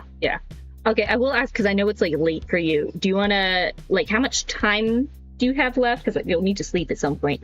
And would you want to like run through a few more questions, or do like, because I still have a few. We could always do like a part 2, like whatever time you need to go. We could always like follow up with like a little part 2 at some point. I can keep going until like 2 a.m. Okay. That's about where I need to cut off. So I still have like another 2 hours. Okay, we can probably finish them then. Because I don't think too many more of these should be like long questions. Unless we get yapping. Nah. All right, let's see. Okay, this one I think is interesting. What's the best parenting advice you've received? Oh, I already said this to chat, but like, okay. Yeah, I've read the baby blogs. I've read the scientific papers. I've talked with doctors. I've talked with nurses. I've talked with midwives. I've talked with friends that are around my age about having babies. And honestly, the best advice that I got was from my mom. It often Turns is. out my mom, after having raised 3 children, probably has an idea of what she's talking about. Yeah. Especially since, she actually worked in early childhood development. So she actually has an idea of like what goes into taking care of children. Yeah. So what was her advice? And her advice was get them started on at least some kind of routine, if not a schedule. Because you don't really want to schedule anything in those first few months. You can't really. They're all over the place. You need like a rhythm. But establish a routine that works for you and your baby so that your baby can have that familiarity. So like bath time and then bedtime is always interlinked with them. So, you don't have any issues with getting them down to bed, waking them up in the morning, getting them to know when nap time is, all of that stuff. Yeah. So that was her advice, and it's the one that I'm helped. terrible at like, it took me like maybe at least 3 or 4 years to get a consistent bedtime routine. I had to get good at it fast. I had to get good at it fast because the little terror, his autism brain was all like, I need structure. Give me structure. I need to know what's going on. Or else I am going to flip the hell out. Yep. Definitely understandable. I think my favorite, again, from my mom, it's funny, as a teen, like driving back and forth to dance, she's like always had kids around. Like she would babysit in like middle school and high school. When she had her kids, she would also like, babysit at the same time. Even when like she would pick up extra kids, like she, even now, like her oldest is like, a young teen, and well, now she has the grandkids. She only had a 7-year gap between her youngest and her first grandkid. She will never not. She sounds a lot like my grandmother. Yeah, but sounds a lot like my grandma. she's funny. I think I finally figured out how to describe her. She's very like attentive and like real with us. But she's also like half Colombian, and I think that comes out. She's very direct at times, very blunt at times, but I don't know, it's hard to describe her, but she's mom, But my mom was like, my mom was kind of similar. She's like, if you took a Vietnamese mother, like your stereotypical Vietnamese mother, and give her a Southern outlook on parenting. Oh man. So there was a lot of looking at us with the Asian mom glare and being like, you want to run that past me again? Oh, it's so funny. Yeah. But like as a teen, I would quiz her about how like parenting stuff because I thought she had a good perspective on it. But my favorite advice from her is parent the kid that's in front of you. Don't compare that kid to any other kids. Don't compare that kid to how he was yesterday. Like, look at what's happening in the moment, what he needs in that moment, and like parent the kid that's in front of you. That's actually really good advice. Yeah. It works. It does, yeah. It helps keep like perspective of like, okay, do they need guidance or are they just hungry sometimes, Well, it's like I posted on Twitter a few days ago. It's like, oh, the tiny terror has decided that he does not want chicken and pesto pasta today, even though he ate 3 helpings of it last time I made it. He has decided he does not like it today. Yeah. All right, let's see. What's the next one? Okay, we've talked about some of these already. Let's see. What has been the most challenging aspect of being a mother, and how do you handle it? Well, as I mentioned, my firstborn has ADHD and autism, and that has been the hardest struggle, probably. I think especially with your first, because then the second comes, and you're like, wow, this is totally different. In a different way, but totally different. Oh yeah, but he was always an extremely active child. Like I thought that this was just normal boy activity, but no, apparently not. He was hyperactive, and he would run me ragged. You know, he'd be bouncing off the walls. And it wasn't until he entered school that we really started noticing the risk-taking behaviors start to get more dire. And we noticed that he was unable to like really focus on anything. He was in preschool at the time when this was happening, and they suggested to us that he might have ADHD. And so we fought for like 3 years to get him an official diagnosis for all of the things that were wrong with him. And I remember we finally had gotten somewhere, and we had finally been able to like meet with a doctor to get the final diagnosis. Yeah. And the doctor had us come in just cold open. He runs into the room and immediately starts like getting into everything. Meanwhile, his infant brother is just like, we put him on the ground. He's sitting on the carpet, and he's just like gently playing with some balls. He's just like rolling them across the floor. He's like totally fine, just quiet. Super quiet. Yeah. And the doctor looks at him, and by the end of the consult, she's just all like, I can imagine that this is, if he's like this at home, then I can imagine how tired you are all the time. And I'm just all like, I'm very tired. Thank you for the validation. All the time. Because she was pointing stuff out that she was observing while he's, flittering around the room, doing one thing and then dropping it after like 2 seconds and going and doing another thing. She was just all like, oh, does he do this all the time? And I'm like, yes, this is constant. This is normal. He was in fine form that day. Right? Yeah. And pretty much like within the next few months, we got his diagnosis. He was diagnosed with having ADHD with autism. And I kind of fought the autism diagnosis because, we were very clear that the ADHD was the huge problem that was causing a lot of his issues. And we didn't really notice anything over the ADHD. Yeah. Like that was how severe the ADHD was that we could not see if anything else was going on. And they put him on medication, and as soon as he got the medication, it was like, holy crap, he could think. All the noise finally died down.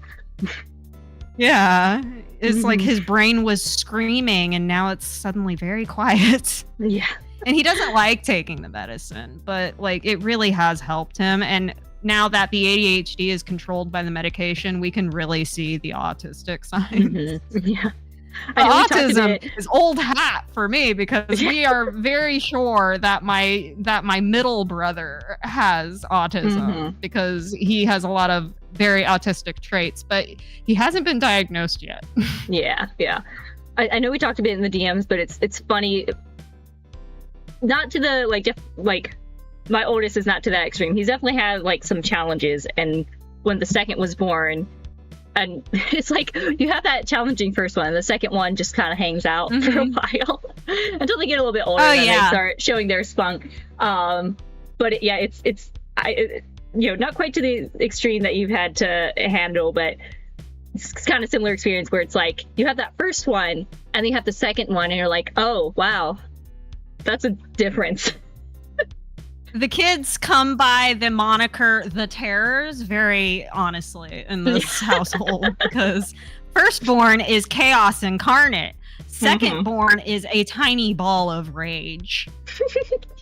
Like, I've shown pictures in your server before. He had a wooden shape sorter box. And it was solid wood. Like, it wasn't like, there was no possible way he could have done this unless he put like a lot of brute force into it. Yeah. He managed to split the thing in half. Crazy. Just from sheer baby rage. Yeah. Crazy. So I'm kind of following this up. Where is it? Because it's like there's these things that it's like it's hard to deal with as a parent. Yeah. There's such a like holding two things at once in motherhood, I feel like, because it's like you're like at the same time like excited for them to grow up and so sad for them to grow up, or like the different qualities of like there's parts of them that are hard now that you can see being like good in their future. There's such a balance. There's like a duality always going on of like it's you know holding so much at once. So one thing is what is some of your favorite qualities about your kids? Well, the tiny terror, I'll start with him because he's the one that's home the most often right now. Yeah. My favorite quality about him is that he is quiet but observant. Like, you may think that he's not responding because there's not much going on up there. The lights are on, but nobody's home. But no, that's not the case. He is thinking through everything that he is observing and everything that you are doing so that he can figure out what it is he wants to do next. That's so cool. And so he is very much still waters run deep. He is very much like that. But he's not as emotional as his brother. That's a very different thing. And that's the thing that I like the most about the little terror is that he's very emotionally in tune. Like, he has his moments where like he just doesn't think through the consequences of what he did and he completely disregards. You know, but like he's such an emotional child and he feels things very deeply. Like, before he got his diagnosis, he was in his first year in school. He wasn't in kindergarten anymore. He was in first grade. And he was pretty much singled out from the very start of the year by the teacher as being a problem child. Like, he immediately got that label of being the problem child. And so when he would do, you know, ADHD autistic things, they didn't know what to do with him. And they would like put him out in the hall by himself. And they would like shove him into one of the older classrooms. And so a lot of his friends were older than him. And some of them, especially the girls, were very caring and like very, you know, protective of him. But a lot of them would like get him to do the risky things that he wasn't supposed to do because they thought it was funny. Yeah. You know? And it got to the point where every single morning was a struggle to get him to go to school. He hated school, despised it. And it wasn't until we finally got his diagnosis that we were able to pull him out of that school and get him enrolled in a school that specifically caters to children that have ADHD and who have autism. And some of them have both, like he does. And it was like night and day. He is so much happier in the school. His grades are so much better. You know, the when teachers, he's actually understood. Like, he's not the problem. He just needs help. Like, one of the problems they were having in the regular school was that he would take his shoes off when he would be in the classroom because he doesn't like having shoes on. So he would be in his socks. And being homeschooled, I can't even imagine having to be in a school environment where I can't just like take my shoes off. Yeah, like I completely understand why he would do it, but they were just like, why does he keep taking his shoes off? He needs to stop doing that. He can't go without his shoes, right? And and this school, you know, they allow him to take his shoes off. He's able to just follow wherever his interest is taking him. And for the most part, we haven't seen any like bad things being said by the teachers. Like the teachers say that he's wonderful and that he's very intelligent. I definitely, yeah. I feel kind of similarly with my oldest, where it's like I think of him as like my little like creative elf, like artistic elf. Like he thinks and feels very deeply, especially like the way he thinks about things and the questions he'll ask and everything is like, he has like his emotional outbursts can be kind of big. Oh yeah, but I understand. But he's also got such like deep thoughts and feelings about things, so it's I definitely kind of understand that aspect of it. One thing that I also did with my brothers was that a lot of people were all like, "Wow, you actually do that?" Is like, you know how autistic people, they will info dump about stuff all the time. And, you know, it's very hard for them to find somebody that'll just sit and listen to them. And one of the things that I've always done was I will sit and listen to everything that he's saying, even if I have no idea what the hell he's talking about. Yeah. I just sit and listen to him and let him tell me about stuff. And I'm just all like, okay, that's cool. How does that work? And I'd like ask him questions about like what he's talking about and like how that stuff works. And it makes them so happy just to have somebody see them and just listen to them. We all want to be so like seen. That's my word of advice to people in general is like, if an autistic person comes up to you and starts info dumping, instead of treating them like they're a weirdo, just let them talk and like act interested, even if you aren't interested. I'm good at that because my brothers would like go on about guns and cars and whatnot. I'm just kind of like, like I don't get I any have of it. no idea what you're talking about, but it makes you happy, so head. I'm just gonna listen to you talk about it. I met one of my good friends because her son came up to me at the playground. He was probably like, he may have been like 6 or 7 at the time. He came to the playground and started telling me about snakes, and I was telling him how I like black mambas and stuff. And then, you know, me and the mom started. It was also so cute because I think it was both like mom and dad and the kids at the park that day. And like the kids started talking about his dad, and it's this really sweet way. It was so cute. It was so cute. Anyway, so you know, I like giving an ear to kids. Like I enjoy, you know, I don't mind if they chat to me. So anyway, and then, you know, me and the mom started talking, and now we're pretty good friends. I miss her. That's how you get mom friends. That's how you get mom friends. Yeah. All right, let's see. Next question. I think we covered that question. Let's see, where'd my notes go? But yeah, it's always fun seeing like kids those are definitely smarter than we think. You're right, Rhiannon. Yeah. It's fun, and it's fun seeing your own kids and seeing like the little aspects that you hope will like shine in the future. And you want to help. And a really cool thing about having kids is that, you know, over time you get kind of jaded. You start not really seeing what's actually there. And kids like point out these things that are so insignificant to you as an adult, but they make you see them again. And it's like seeing them for the first time all over again.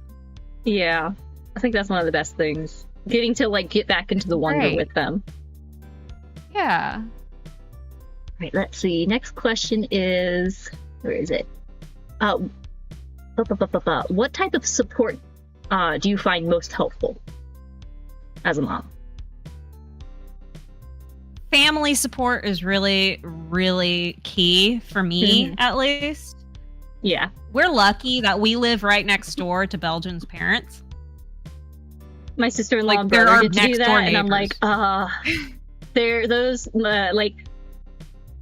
I don't want to compare or be jealous or anything, because I'm also enjoying, you know, the opportunity we have to live in Japan. But man, it was so awesome being back home for 5 months, and like the life that those their nieces and nephews have gotten to live of like right next door to the farm, basically with grandma like half the time, going on trips, hanging out at the farm, someone at the pool, like it's amazing having, one, good parents, and two, having them close by. Like, it's winning the lottery. Yeah.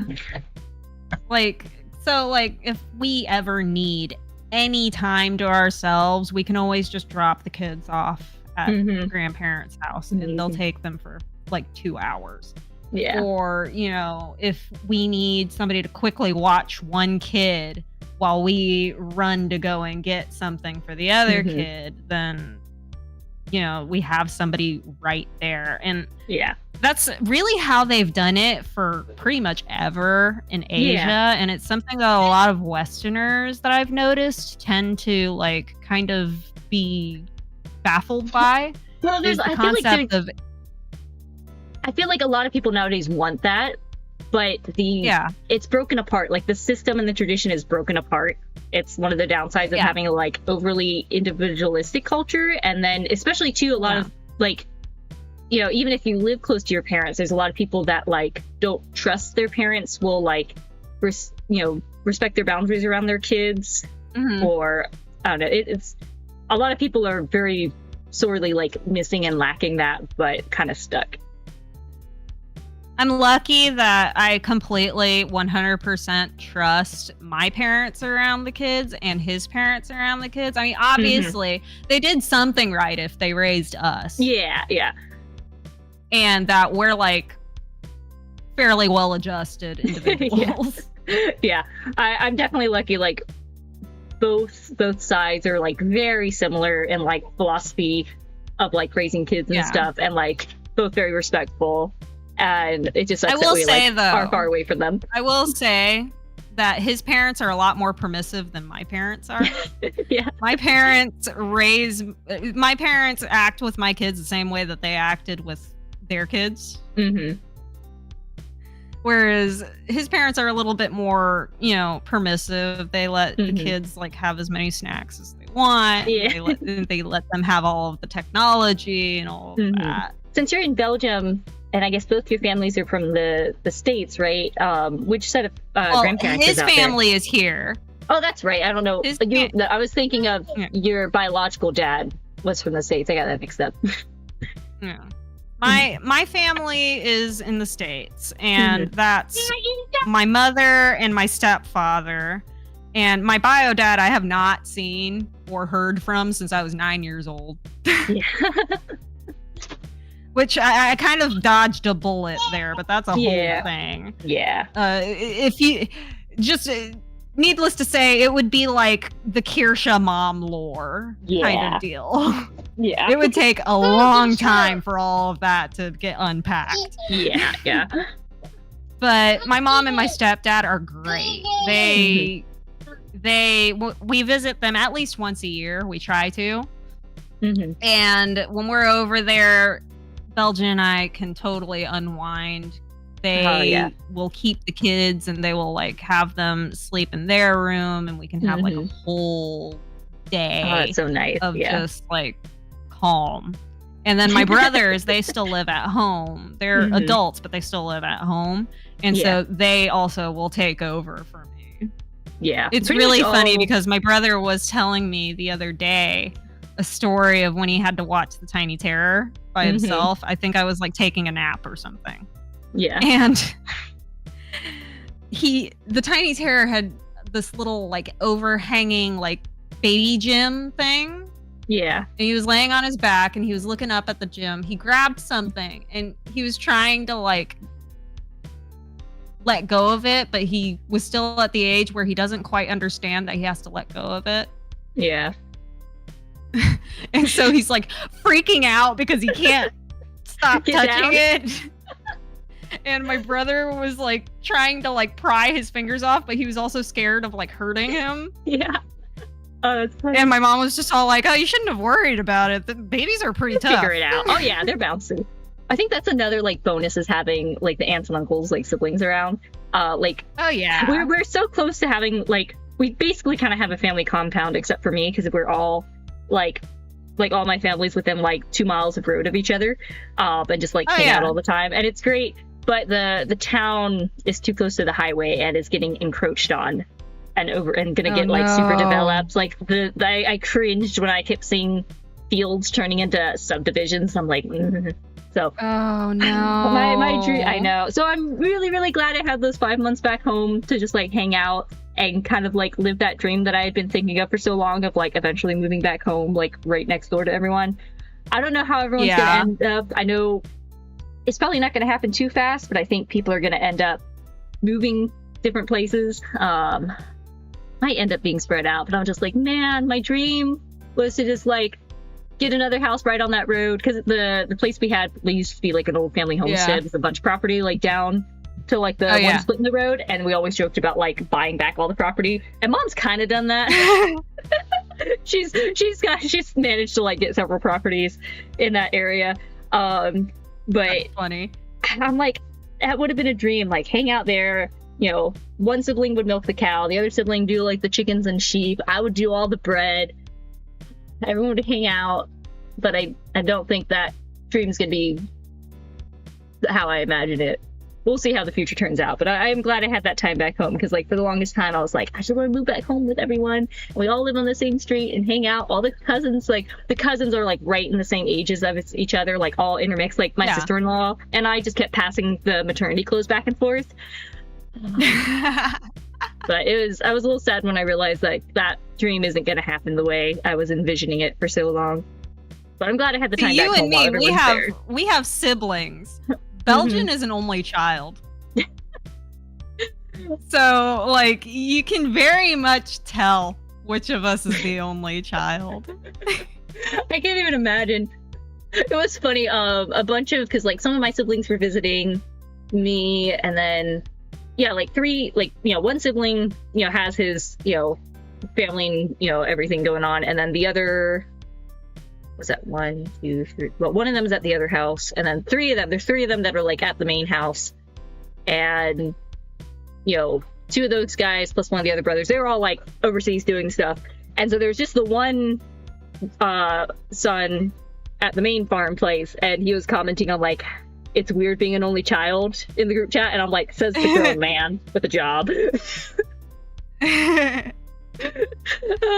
I'm so glad everyone finally got smartphones, so we could finally have a group chat. I think that happened last year. Heck yeah. Everyone had flip phones for the longest time, and then I think it was when like Mom was coming over to like, I think it was when we met up in Seoul. We were like, me and my sister and my mom and the boys were like meeting up in Seoul. It was in April last year, and it was like cherry blossom season. It was so fun.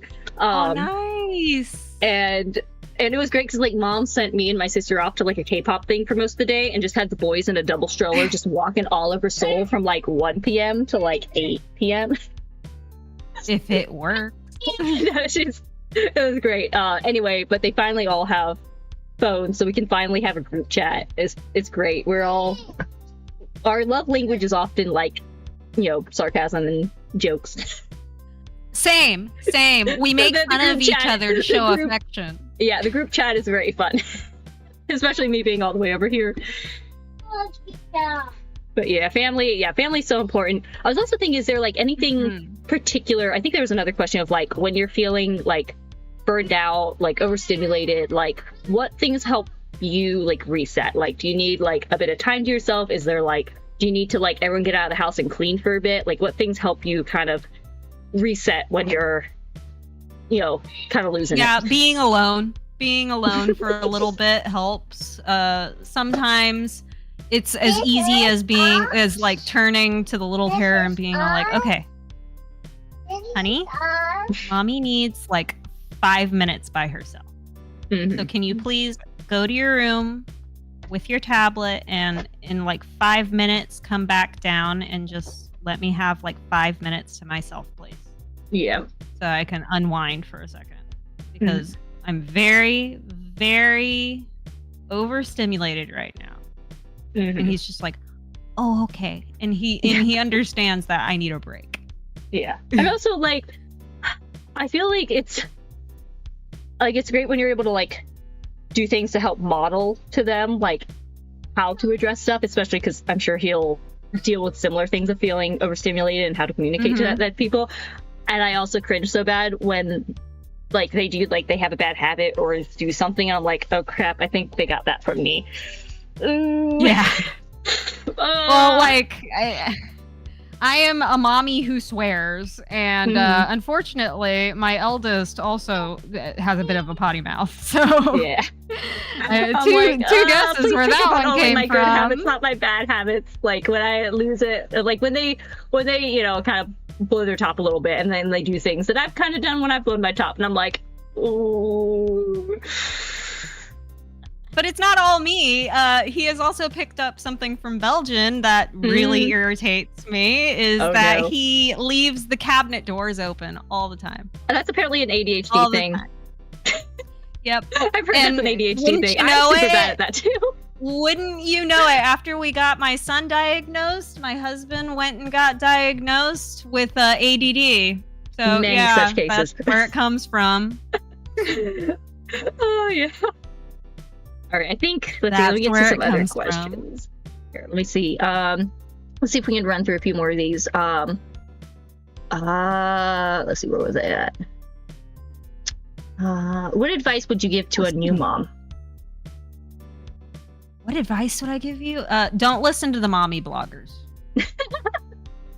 Honestly, don't listen to the mommy bloggers. A lot of what they put out, a lot of what those mommy influencers do, all of the outrageous birthday parties, or like the super cute handmade clothes, or like always be wary of influencers because they're having to do things to get your attention. Treats. Yeah, all of that is just smoke and mirrors. It's all influencer BS. Don't listen to any of it.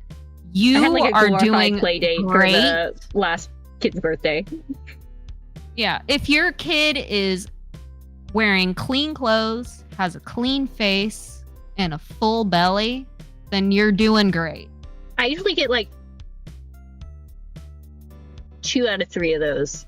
I'm not super picky about like always cleaning off the face because usually we're just hanging out at the house. For me, it's like I manage all those things, but I neglect myself. That's the caveat there. Yeah. That's also like one of the trickiest parts is like it's easy to get lost in taking care of everyone, and it's hard to like. I think I'm, especially like when you're in survival mode, and then once you can, which with any sort of neurospicy kid, the survival mode lasts a lot longer, or maybe never leaves. Oh yeah. And yeah, it's very hard to like when I mentioned to you, I haven't done the stream yet, or I don't think I told chat yet, but I got to do like 2 days by myself in Seoul as like an early Mother's Day trip. And one of the biggest things I realized is I was finally able to put away the to-do list and like all of the things always running through your head when you're having to manage kids, even if it's not I love those. You were like able moment. to actually put away everything and be able to just like think, you know? And I was like, this is great. Oh my God. I can just sit and think. I can like, I'm not worried about everything. I can just like actually think. And I took some of that time to like quiet in here. I can actually like kind of think and be proactive of like I took some time. I did this whole like cool body scrub thing.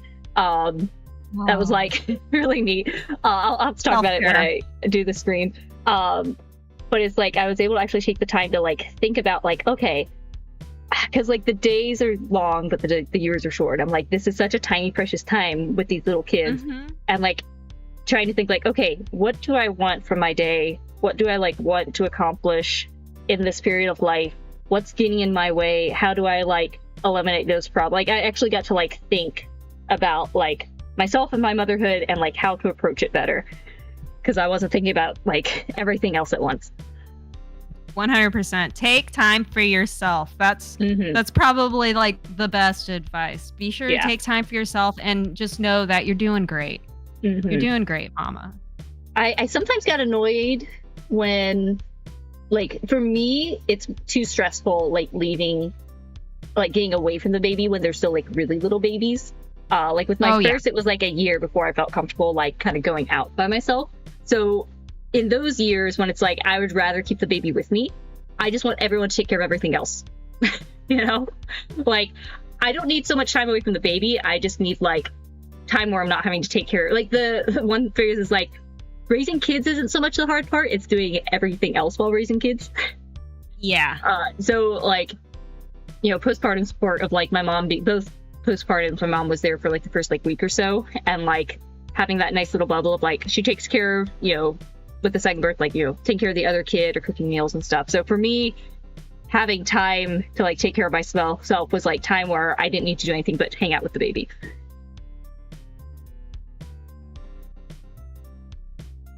Oh my goodness. Sorry, I got distracted for a second because somebody showed me a thing with a horse that fell into a pool. Oh no. Husbands are trying to distract you. But yeah, completely understand. Completely. What's the next one on the list? It is, let's see, we did the qualities about kids. We've kind of talked about like what's been tough to parent with your kids. Yeah. Looking back, is there anything you would have done differently aside from just like taking the pressure off yourself? That's about it. Just taking the pressure off of myself and like not, because I have an A-type personality, so like I am very when you much mentioned that you like had the bag packed like way ahead of time. Yeah, I am the kind of person that likes to be like hyper organized, hyper prepared about everything. Mm-hmm. And like I prefer to be 2 hours early rather than 5 minutes late. Ooh, I am that kind of person.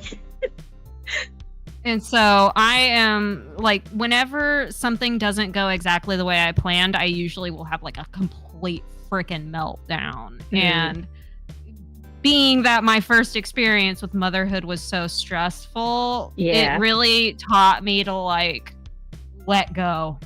Mm. You don't have to have everything perfect. Yeah. And now with the second kid, it's so much easier. And I was just all like, you know what? Let's just see where things take us. Mm-hmm. I do think like it was so much easier, but like at the same time, I was just like, I was so laid back about it too. Yeah.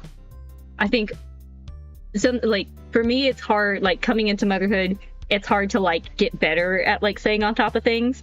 I mean, it's easier for me to let things go. Whereas like a type A personality coming in, they gotta learn to like let go of things that they're not gonna always be able to predict and control. You know, I think when you're a control freak and you have like severe inability to like not follow the plan, then it's a struggle having to like let go of the need for control. Yeah, I think one thing that really hit me it started in pregnancy that like surprised me was like, thankfully I haven't really had like morning sickness, but that first pregnancy I was not expecting just how exhausted. Like it's not even that you feel tired, you just have no will. And that was so hard for me because I had a really bad habit of like beating myself up when I didn't meet my own expectations and not being really realistic with my expectations either.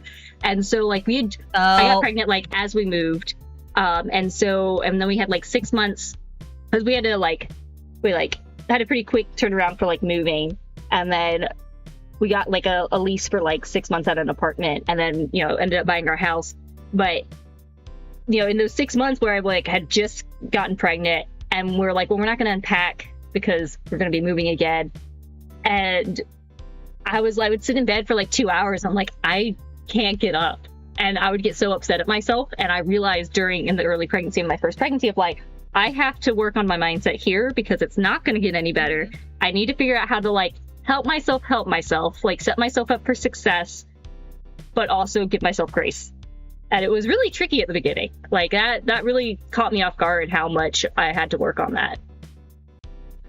Yeah, it's like learn to like, you had to learn to let go in a different way. Yeah, basically. Like not get in a spiral over my head about what I wasn't able to do. Yeah. That happens so much. Understandable. I think we can both agree. The best advice is just learn to let go. Whatever that looks like for you. Learn to let go. Yeah, definitely. Let's see. Do you find different kids makes a difference too, like the different kids and their personalities, but overall, would you rather like handle newborns or toddlers? Newborns are great because like they spend most of the time sleeping. Yeah.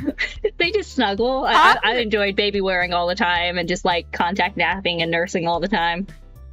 Just like toddlers are great because they're basically tiny humans now, and they're like more independent, a little more, and they're like independent, but also more attention needed. Yeah, because like they may be more independent, but that means that they're more suicidal. Yeah. Like, I can't tell you how many times I have had to stop my kid from running because he's still very unsteady on his feet and he will fall and, like, hurt himself. He bashed his chin pretty good like a month ago and ended up scraping up his chin pretty good. Like, thinking about the differences in the kids, like, with my oldest kiddo, his spatial awareness, which we were actually able to work on a lot when I was back home, and I found this like kind of brain work center that helped him a ton with a bunch of things. And his spatial awareness was like not even there. And he's improved on that a lot. But like, you know, before we went over there, it was crazy watching, like, being nervous about him at like, you know, 3 or 4 going up and down the stairs versus my like, you know, 1-year-old was totally steady, and I was like, this is really weird. Like, I'm not worried about the 1-year-old, I'm worried about the 3-year-old. And I'm just like, look where you're going. Stop looking back. Just don't fall, please. Because I fell once or twice on those wooden stairs and they hurt. Oh, yeah. I actually had to put, like, a grip tape onto our stairs because they're very slippery. Okay, I think we got through all the motherhood questions. Yeah, Yay! Pretty much. Yeah. All right, let's see. A quick little, like, about you. Because, again, like, it's easy to get... Yeah.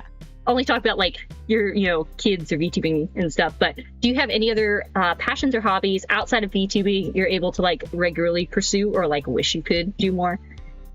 I have so many hobbies that, like, every year I have to take stock of what I've been doing for the past year and, like, switch out what it is I'm gonna focus on. So, like, I crochet. I've actually been working on a baby blanket for the Tiny Terror, and it's almost done. I'm still working on my oldest baby blanket. Oh, my oldest, I gave up on making him a baby blanket. I gave up on the first one, but the second one I've managed to get. I just need to put a border. I want to put these leaf borders. I want to get into crocheting, but I've mostly done knitting. Yeah, I don't know. I think I'm going to turn the youngest baby blanket. I ran out of yarn. I'm just going to make it like a long pillow. Fair enough. That works. Yeah. And I also sew a lot of my own clothes. I've made. I've made a bunch, like an entire wardrobe's worth of skirts for myself. Nice. I just finished making a jacket. Ooh. And it matches one of my skirts. So, like, I have a full, like, 2-piece suit that I've got now. I like to read. I like to write. Writing is one of my hobbies. I've been writing since I was, like, 3 years old and able to hold a pen. I was writing before I could actually, like, read or spell, which, to be fair, was, like, 10 before it really clicked in my head. But I was at, like, 7 and 8 sitting there, like, I knew how to write letters. And I'd come up with stories. Oh yeah, like I was reading at 3. I was reading at 3, and by the time I was 4, I was like drawing out my own stories. Aw. And so like art, music, dance, writing, all of that stuff are kind of grouped into my hobbies. Yeah. And I don't really get to do dance anymore because I have double ankle injuries that made my competitive dance career kind of just get cut short. What kind of dancing did you do? It was like it was kind of like Dance Moms, but without so much of the cheerleading aspect and the gymnastics kind of more, aspect. maybe more like just contemporary lyrical kind of dancing. I started dancing when I was like 2 or 3, and I started with ballet. And I also did tap and jazz, but I'm really not very good at tap. I have no sense of rhythm, which is really funny for a dancer to not have any sense of rhythm. You do need a lot of rhythm with that. I also did ballet, tap, and jazz. Yeah, I did jazz instead. I really like leaned into that. And then in high school was when I started competing because, you know, Texas, we have dance teams and they have competitions every year. And I started getting into hip hop, contemporary, modern, interpretive, all of that stuff. Yeah. Oh, nice. Yeah. I need to just like put on like Catherine Morgan and just give myself a bar class. Cause it was like mostly, ballet, tap, and jazz. And then as I got into like the older levels, had like a little bit of like contemporary, modern, and a little bit of hip hop at one point. It was like a small little a fairly small studio, and it was mostly just like recitals. Like they didn't really do any competitions. But Yeah. it was so great growing up because it was like a very like Christian studio, and we did this cute thing where we'd hold pinkies and stand in a circle and do prayers at the end of class, and then do this cute little 1, 2, 3 with our hands. It was a very like it was great because it wasn't really competition, but it was like, you know, working together, you know, building these skills, you know, getting to express yourself and, you know, train and stuff. So we did like 2 recitals a year, and like the like sort of January recital, it was all worship music, which was really fun. And then there was like a theme for like the spring one. Anyway, but I miss it and I love dancing. I just need to like give myself my own like bar classes. And like I still do bar work. That's my leg workout every day. I do. We need to do a bar stream. Like, what if we just put on ballet music? Oh my god, you cannot. Oh my god, you do not know. We used to my studio was very my studio was very like strictly classical ballet. So like we were listening to like Tchaikovsky, we were listening to like Bizet and all of that stuff. We were listening to purely classical music. I think we did like it was mostly like your typical like ballet classical, but sometimes they'd mix it up and do like like when Frozen got big, I think at one point even for like our class, because of course the little girls, you know, loved it. But I think there was like a like almost bar version of like Frozen music at one point. It was really our like, version of that was we did a dance to Flying Purple People Eater. That was pretty fun. I miss those dancing days. It was so fun. Oh, such a good time. I know. That's so cool. We have that in common too. Yeah. All right, we gotta figure out how to just like it's like a workout stream, but it's like ballet stream. It would be so fun if I get 3D tracking to do like dancing. Oh, I would love to be able to afford that one day. Yeah, I know. It's like my like if I'm able to like make like save up through Vtubing and like manage to like get that one. The other thing is if we'd have to get like 3D tracking for like me and Milliardo, but I'd love to recreate our wedding dance because we danced to how the merry-go-round of life, and I choreographed a waltz to it. It would be so fun. That would be sweet. Just do a Kickstarter and convince people that they need to see this and then give me money so we can get models. This is totally a thing that needs to happen. I know. It would be so fun. I don't know. That's like I don't know. Do you have any like if you had like the time and money, something you'd want to do as a VTuber? Probably actually produce an entire album. Oh, that would be cool. I've had an idea for a year and a half now. I wanted to do like something towards it this year, but you know, life got in the way. Yeah. But I've had a concept for an album in my head for a while now called Folkish, where I arrange and record my own versions of different folk songs. Ooh. So like one of them would be like the old cantiga from like medieval Spain and Portugal, which is Santa Maria. Yeah. And then there's also one that I wanted to do where I would like arrange my own take on on a Scarborough Fair. Just lots of like old songs and like make an arrangement where I would sing the walking song from The Hobbit and from the Lord of the Rings. Like that song was one that I wanted to have on there. Oh, that would be and like I have an entire album of like different versions of the songs that I wanted to do that I could listen to and like get inspiration from. Like, because when I first started singing, I was very, very young, and my dad's family is all Irish, right? We're all Missouri Irish, fairly typical for the Ozarks. And of course, the first exposure to music I got was traditional Irish singing. I want And to so do like I learned karaoke a where lot it's all of like Irish songs. traditional. Yeah, I learned a lot of like the traditional ballads, like Mohe la Mar and what's the other one? There's a few other songs that I can't remember off the top of my head right now.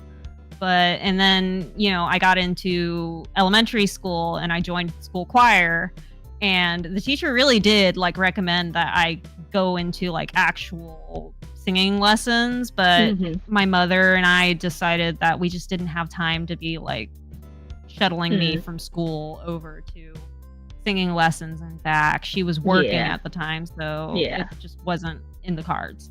Yeah. But man, that would be, if you're, that would definitely be cool to pull off. One day. Yeah. I've got like, I came up with my silly Ohio Means Goodbye sort of like meme song. Where it's about a girl from Tokyo that meets a boy from Ohio, and you know, usually Ohio means hello, but Ohio means goodbye.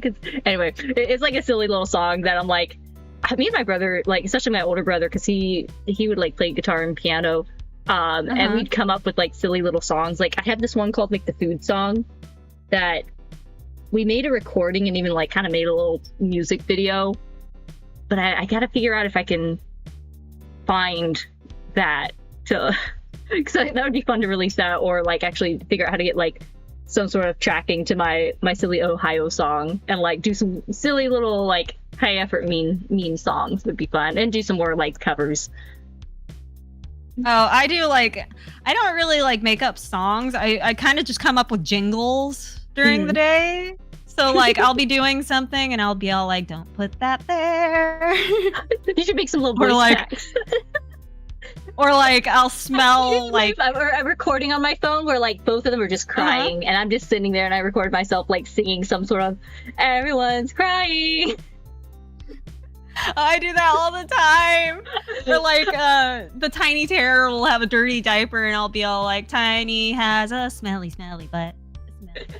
I call mine Poop Master. I'm like, are you a Poop Master? And he starts laughing. Or I'll be all like, you Poop Master. You stinky. I know, it's funny the little what you end up like saying and doing as a parent. Oh yeah. It's like, it's so stupid, but like you find your joy where you can. Right? It's fun. It's finding the whimsy. But yeah, like I'll be doing stuff, like I'll be doing the dishes and I'll be all like, don't put that over there.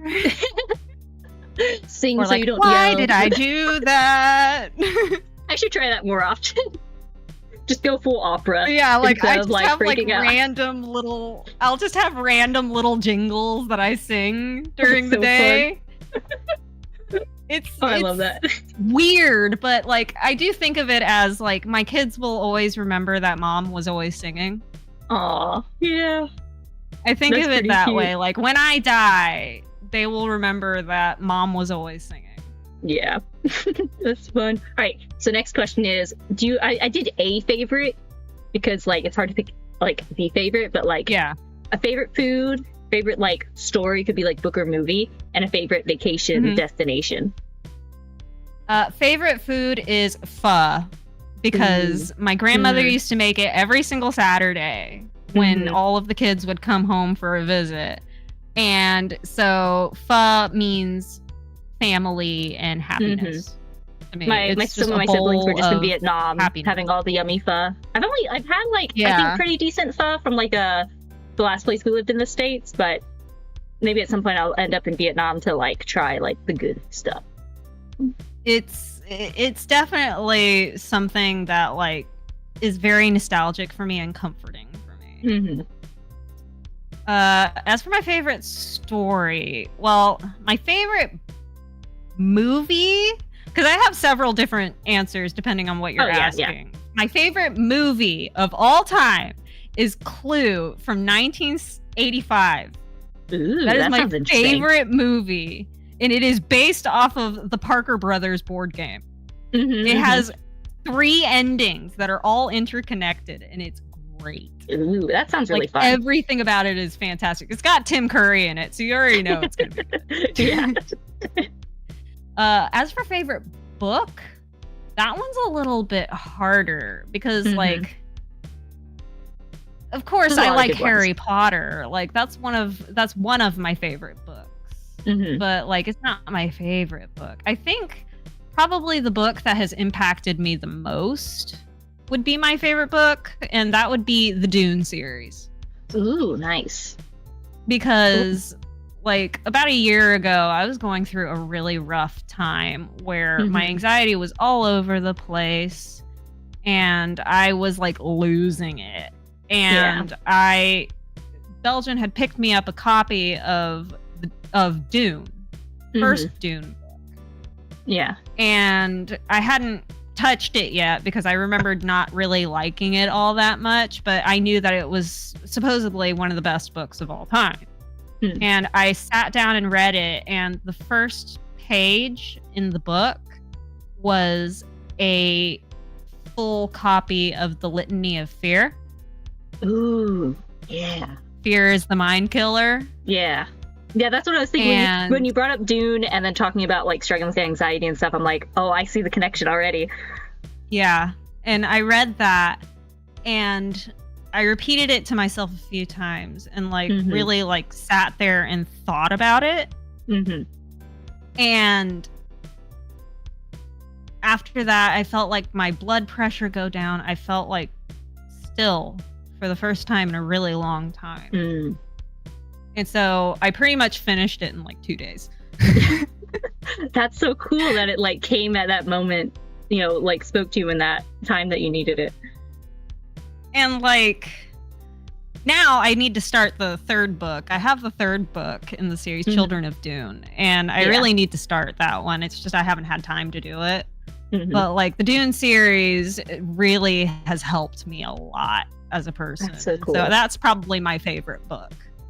As for my favorite vacation destination, childhood trips to Port Aransas in Texas. Not familiar with it myself. My mother used to say that as a child, I never really seemed happy unless we were at the beach. And to this day, the water is incredibly soothing to me. Like if I am swimming, I am happy. I love the water. Which is hilarious. It's hilarious because if you're a zodiac girly, then you look at me, I'm a Taurus and I'm an earth sign, and yet I'm only happy in the water. That's funny. I guess technically I'm not into any of it, but I remember one time I was like at a sleepover and someone asked like what my sign was, and I was like, huh? And they looked it up, and then they were all freaking out. I was a Pisces, and I was like, okay. But I also love the water. I started swimming at like 2, and I'm like, you know, it's very nice having all the beaches around.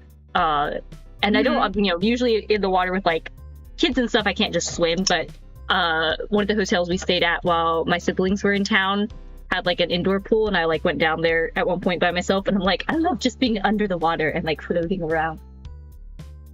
Yeah. It is very soothing. Understandable. That's exactly what it's like. Okay.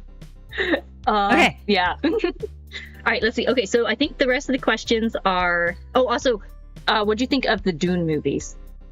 Have they done 2 or just the 1? I have not watched them yet. I have not watched them yet. Okay, because obviously, like, there's the older ones, the newer ones. I've seen the older ones. I haven't seen the newer ones yet. The newer ones, I enjoyed a lot. I haven't read the books yet, but I think they did pretty. Like, I think it was very fun watching. Oh, the second one, they were kind of weird with the main girl's character. They kind of like, you know, I felt like kind of injected their own ideas versus like the way the book's written. But the first one was definitely really fun to watch. First movie I think was really fun to watch. The sound design and like visuals were really cool, and I think they did pretty well with it. Second one got a little bit of the modern injection, but not too bad. I mean, I'm not a huge fan of Zendaya, so I was just like, maybe I won't like it. I know, my husband was kind of the same way. But I'll give it a chance. But it's I think it's worth a watch. It's fun. It was definitely very fun on the big screen. But the first one came out, and kiddo, my oldest, was still pretty small, and I like stood at the back of the theater with him in the carrier, trying to see if he would sleep. Oh. Yeah, if they get the chance, I think they're a fun watch. Yeah, Zendaya. I think my mom has like a bunch of different streaming platform accounts, maybe from so there, I'm sure I can catch it. Yeah. So it's fun. Yeah, Zendaya, they kind of did their own thing with her character a little bit. You can just kind of ignore that and enjoy the rest of it. All right, I'm pretty good at being able to turn my brain off if necessary. So yeah. All right, so the rest of the questions are from our viewers submitted, which I think there was a few more I needed to grab. I'll go through these ones first. What's it like I added being a couple at the end. I know that. Okay, sweet. Yeah. So the first question is, what's it like being a parent? Yeah. Stressful. I will say that. Mm-hmm. Just by virtue of having, neurospicy children. It's that very too. stressful. Extra level. I like to pull a quote from the Harry Potter movies when Ron and Harry are sitting in divination class and they're reading the tea leaves.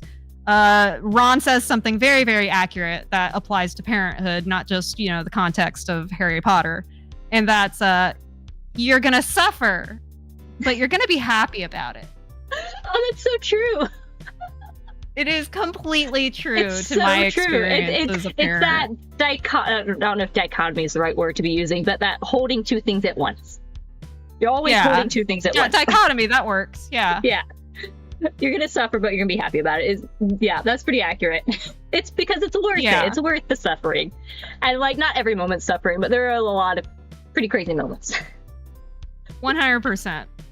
It's you gotta learn to embrace the describe. Chaos. Mm-hmm. Oh, yeah, for sure. Yeah, it's really hard to describe until you're, experienced it. But, that quote sums it up pretty well. All right, will you... And that's what I've told my friends. Mm-hmm. Will you make the children into VTubers?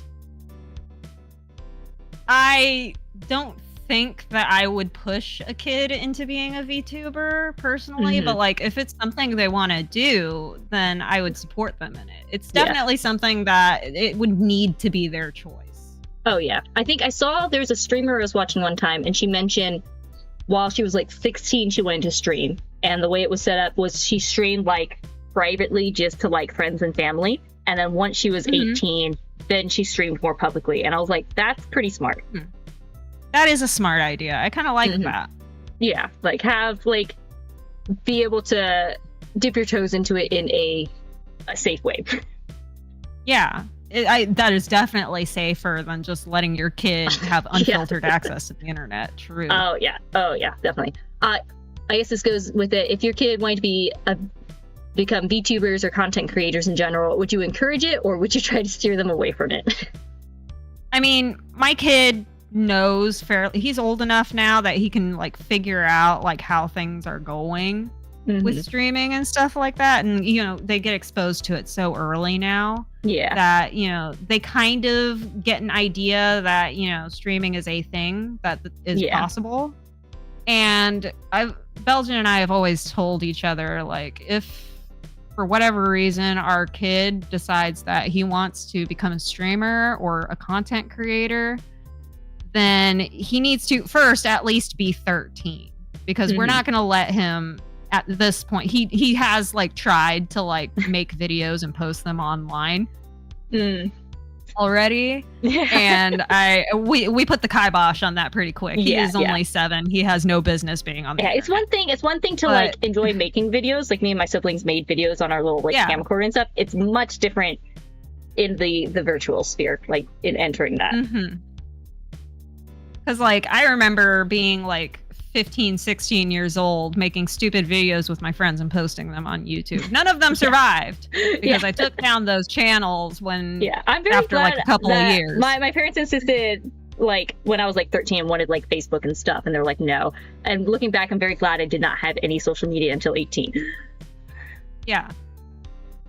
Like, trust me, being somebody that was allowed to have unfiltered access to the internet, it's a double-edged sword because you learn very quickly how to like curate your own experience, especially in the old internet when that was pretty much the only way that you were able to experience the internet. But at the same time, you also see things that you were never supposed to see. Yeah, I think I think I was 11 when I got my laptop and like had like fairly free reign, but I think I was pretty good at being like, I don't want to see anything that I know I shouldn't or don't want to see. So I mean, like I steered clear. Like one time I was looking back, I think it was like a Twilight fanfic that I found on YouTube, and then it started getting a little too fanficky, and I was like, nope. Nope, and out of there. Yeah. Don't want that. One thing was that the mama that cusses, I think she's talking about like her oldest Abby, you know, she's old enough, like 13, to actually understand the impact of the internet and that things are forever. And so, you know, since she can actually understand that, then she can actually give her, you know, her own consent to be on the internet. But yeah, as I was saying, like our kid understands and like kind of has an inkling that he wants to do this, but you know, right now he's too young. But if when he's older, like I personally wouldn't let him start doing it until he's about 16 years old. Yeah. But when he's a little bit older, when he's a teenager, then if that's something that he wants to do, then we will try to be very supportive and like help him get his streaming setup all done, find him like the proper equipment, microphones, cameras, all of that, and like really like guide him through things like OPSEC and like helping to keep him safe, while also allowing him to have the creative outlet, what he wants. Yeah. I agree. And like I have always been of the opinion that my kid is my kid. I will not love them any less. Like they can't really do much short of murder that would make me love them any less. And even with the whole murdering thing, I don't think I would love them less. I would just be incredibly disappointed. Yeah. Let's see. Okay, now to the other interesting ones. How do I acquire and impregnate a tuba? Oh my god. I think the better route is to already have a wife and turn her into a tuba. Yes. I mean, I was already mentally ill. I mean, the only thing is the best way to get yourself a mentally ill wife is to, instead of thinking I can fix her, be like, I can make her worse. To Ben's question of how do I make one, and is there a Home Depot or psych ward I can pick one up from? Well, like I mentioned to you in DMs, the psych ward that Belgian picked me up from was Tumblr. So, you know, it was pretty easy for him. Yeah. I think because the tricky part about, like, picking up a tuba is there is a certain, like, dynamic, almost like power dynamic difference between the viewer and streamer. So that's kind of tricky. I would not suggest. There's not a great way to go about that.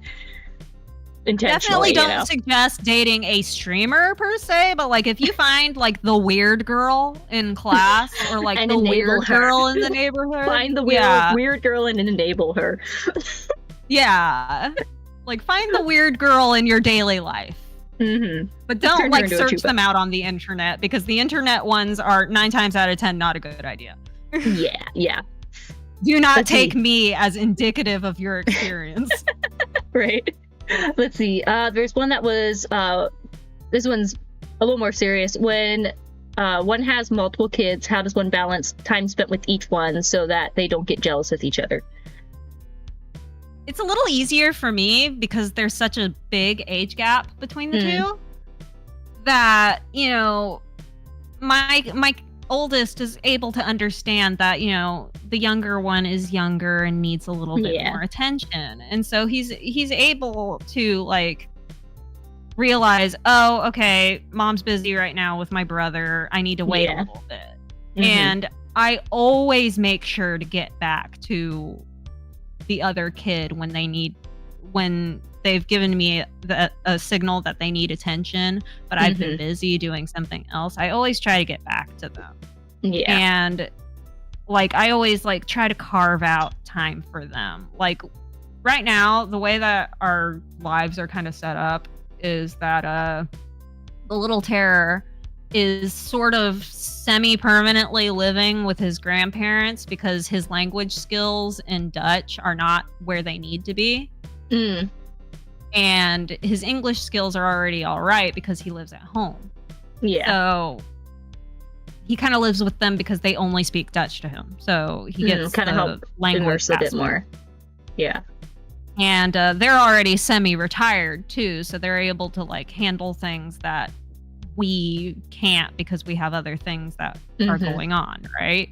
Yeah. So he's kind of semi-living with them, but when he's home with us, he gets a lot more attention than his brother would, because the tiny terror, I can put him in his playpen and he will quietly play by himself and I don't have to do anything. Yeah. And at most I might have to turn on the TV to something that he'll watch.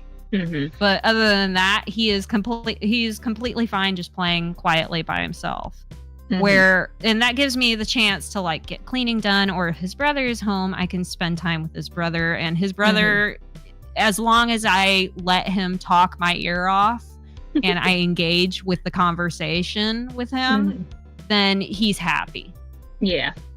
So it's actually quite easy at this stage to be able to give them each their individual language. Yeah. Yeah, that makes sense. What was the thought I just had? When you have like one kid that needs a lot more from you and then the other kid's more chill, like I think that happens with us a lot, where it's like the older one tends to get my attention because it's like really needed and the other one's more chill. Yeah. But I don't think I've run into a problem because the young one's still like able to get a lot of my attention. And then thinking about like, because I have 5 siblings, and I think it mostly matters intentionality over like the amount of time. Like you don't have to spend like a ton of one-on-one time if like the time that you do spend focusing on them, like you're intentional and they feel seen and heard and loved.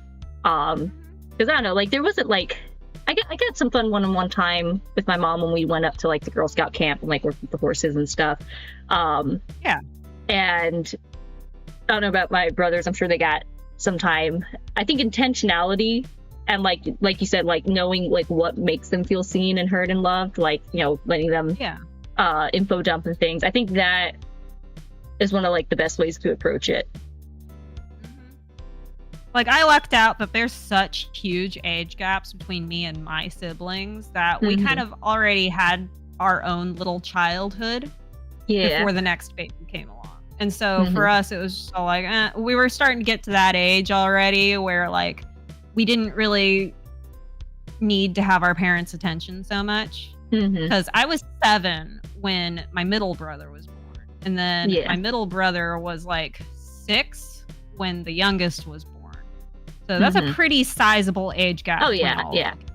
I think too with us, like, I think the average was like between like 3 and 5 year age gap. Me and my second oldest brother are the closest at like 18 months. I think it also made a difference for us being homeschooled and just having more time all hanging out together. It's not like we're all fighting for attention at the end of the day.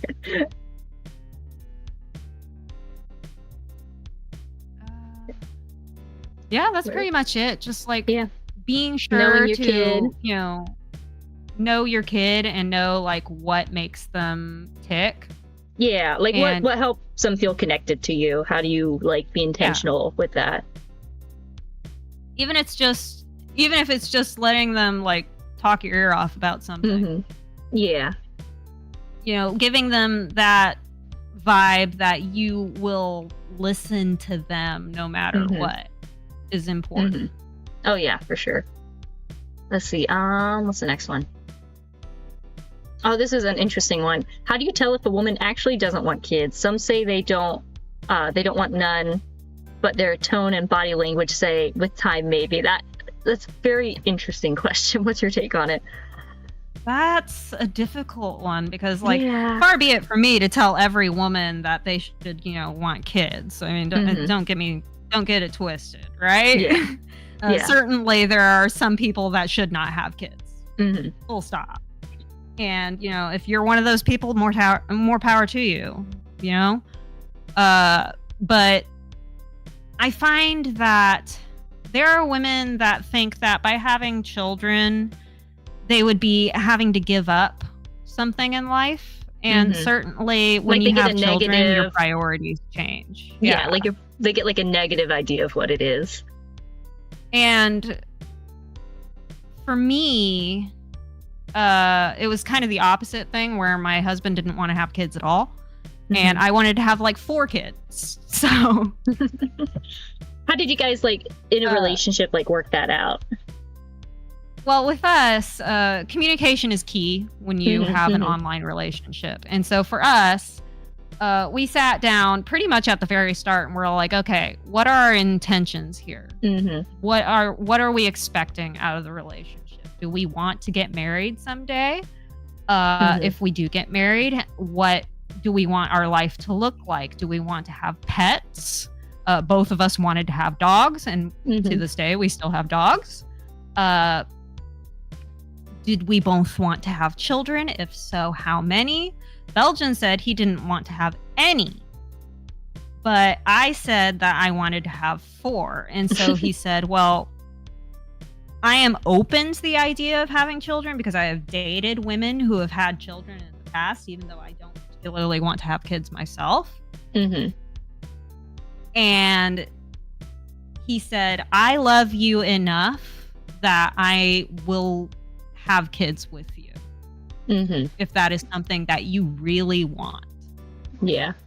And he compromised with 2. He said maybe not 4, but 2 is fine. 2 is a good number. And so I was just like, okay, I can live with that. I think that's the key to this question is like you have to talk about that at the beginning of the relationship, definitely before you get married. You have to be on the same page. You can't marry a maybe. You have to marry like clear things. You can't like hope someone changes if it's something that important. Like while you're in the dating stages, definitely like sit down and have these conversations. And we like called them FP conversations when we were dating. And if she gives you the even the slightest hint that she might be able to change her mind, then you can like try to like maybe do that, but like don't you gotta be on the same page before you get married. Don't marry a maybe. Like have clear communications and expectations. Don't marry a maybe. I like that. Don't marry a maybe. That was an interesting one. I wasn't expecting that question. Let's see. I think what kind of influence have your children had on your content?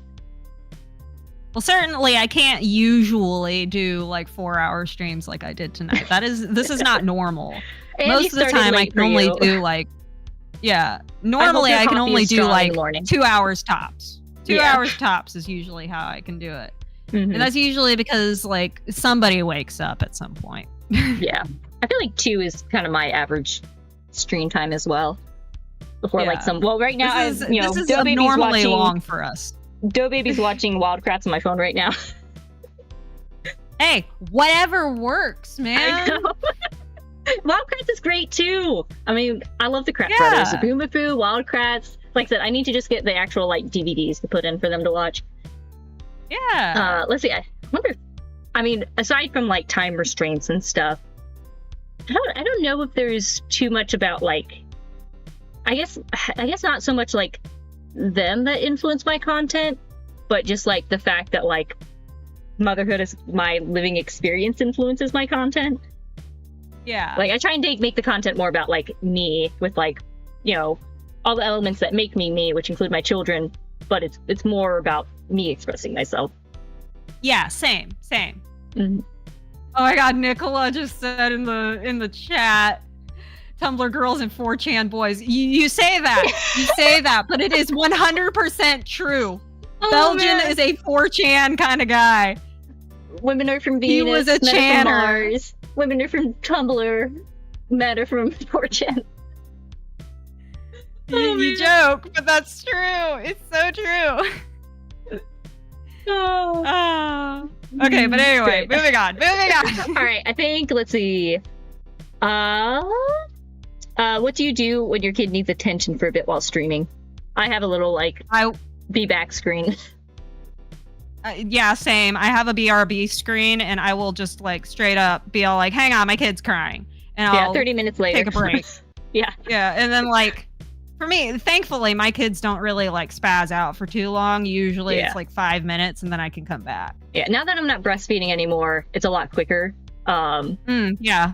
I tended with the habit of, like, nursing them to sleep most of the time, so even as they were toddlers, they'd, like, want to, like, you know, they got used to, like, nursing back to sleep, which I was fine with, but it would just take a minute to, like, sneak away again. I think my BRB screen, my friend made some cute little animations for all my, like, little screens, and so it's, like, me running with the dough baby. Thank you. It was very sweet of him. It was my friend Salty. And then I just have, like, a montage of, like, food pictures for my BRB screen. Yeah, you just, our viewers are used to it. You just gotta do what you gotta do. Yeah. It's normal, especially if you don't hide the fact that you're a parent from your stream. It would be so hard to hide that. Yeah, I don't know how somebody would be able to hide that. Like, I know. Every mom who is a VTuber that I know is pretty transparent about the fact that they are a mom that is a VTuber. And so their audience is fully aware that sometimes we need to, like, take 5 minutes to go and handle some crises or another. Oh, wait, here's a new question. Does openness about being a mother create a healthier relationship with the audience, discourage certain bad behaviors, and foster proper boundaries, or does the audience behave mostly the same? I would say it makes a big difference. Like, yeah. Especially because, like, my husband also streams and is around, so, like... I don't have any personal experience, really. Well, actually, I kind of do now that I think about it, because I did used to live stream. Like, I used to be a face streamer. Yeah. And I was also younger at the time, so maybe that also affected it. But like, being younger and, like, streaming single, there was a lot more, like, flirtatiousness in the chat, and, like, people were not afraid to, like, be all like, wow, hot, you know? Yeah. Horny on main. Whereas now, like, I went into VTubing with the complete openness that I am married with children.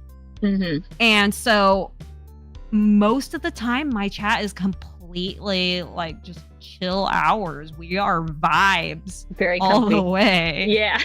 Like, I've had the same experience where it's like there's a lot of people that, like, enjoy the comfy vibes and, like, a little wholesomeness in the sea of lewd. Yeah. And, like, occasionally I do like to, like, joke around with my friend, with my chat, and be like the haha funny sex joke occasionally. Because, you know, that's just being an adult. Sometimes you make the funny, like, off-color remark, you know? Yeah. Much different but, than, like, that's not...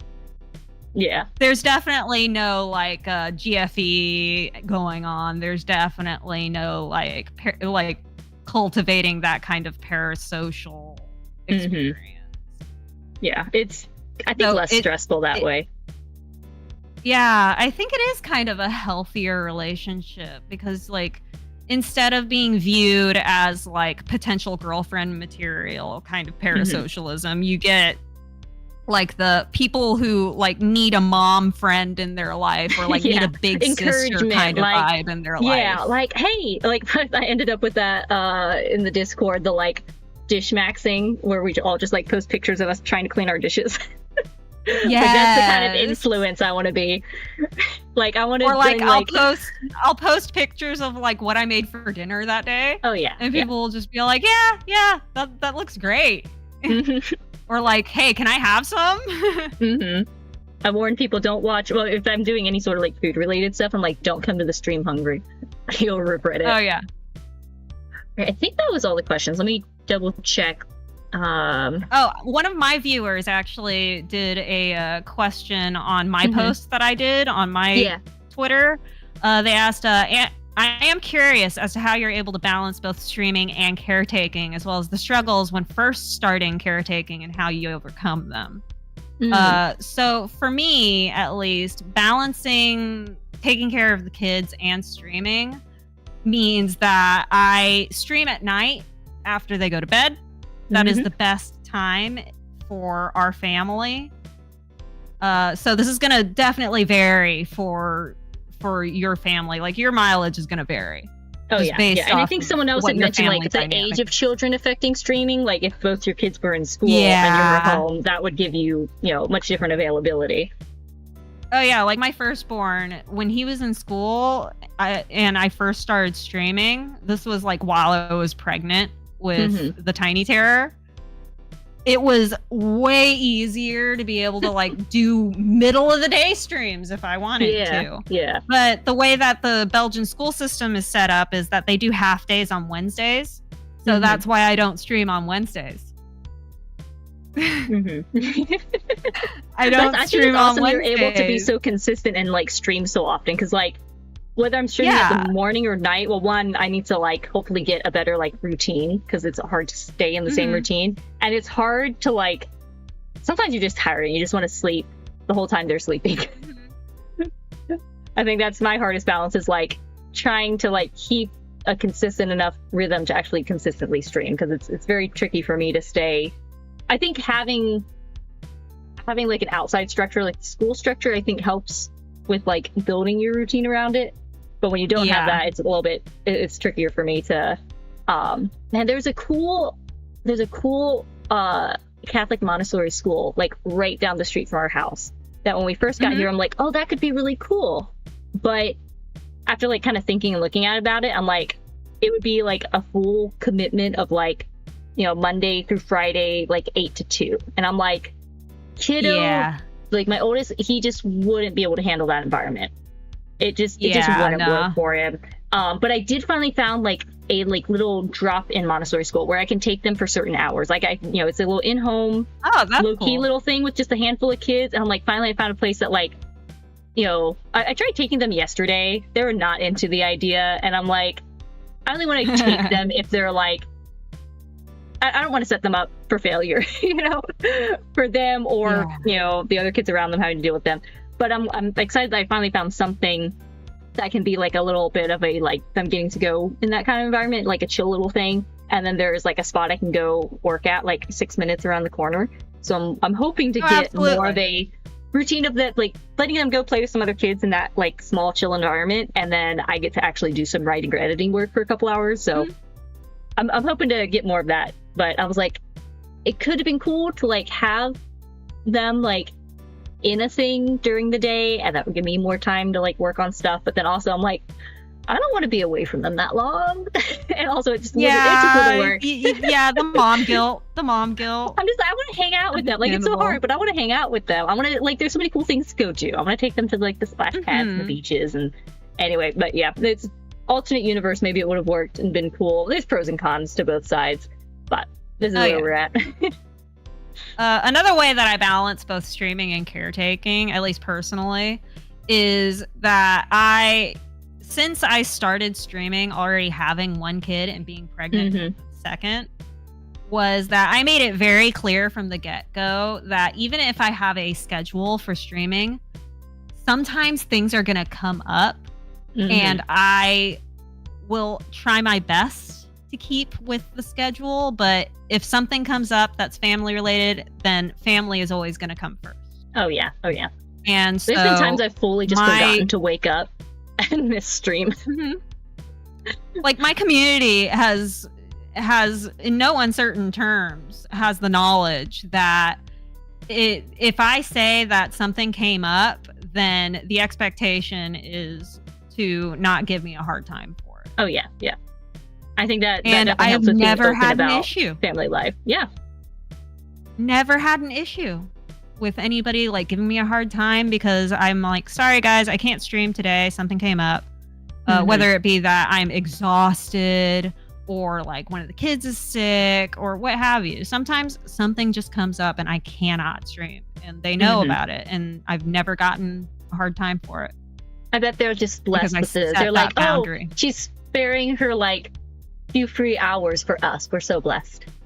That's how they should be thinking. Like, and that's how a lot of them do view it. Is like, I'm a very busy person. I have 2 kids at home, and they're still fairly young. So like, you know, be thankful that, you know, I'm able to give any time at all. And they're very thankful. I'm very lucky. I'm very lucky that I have the community I do.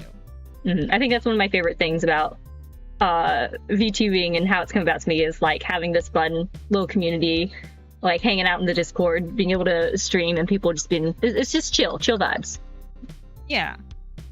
And it's beautiful because like my chatters know that just because I'm posting on Twitter does not mean I'm busy, or does not mean I'm not busy, because like for me it's like 5 seconds of my time to fire off a shit post. Yeah. Definitely. And like my shit posting is quite funny. I feel like I'm very underappreciated sometimes. Like, case in point, 11 hours ago, I know way too much about drugs for someone who doesn't do drugs. I post totally unhinged things sometimes. And people are just like, is she okay? And it's like, this is how I normally am. Like, back before I was VTubing, I did basically the same kind of shit posting behavior on Twitter. And people would like legitimately ask me, is this a bit?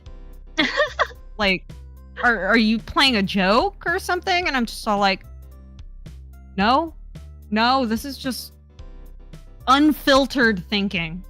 Yeah. I know. I probably posted more silly stuff on Twitter when I had it on my phone. Now I actually have to like continue thinking about it by the time I get to my computer. Like, I'm looking through my profile right now. I know, like, I was just doing the same. June 15th, time for 2 a.m. cheese. What?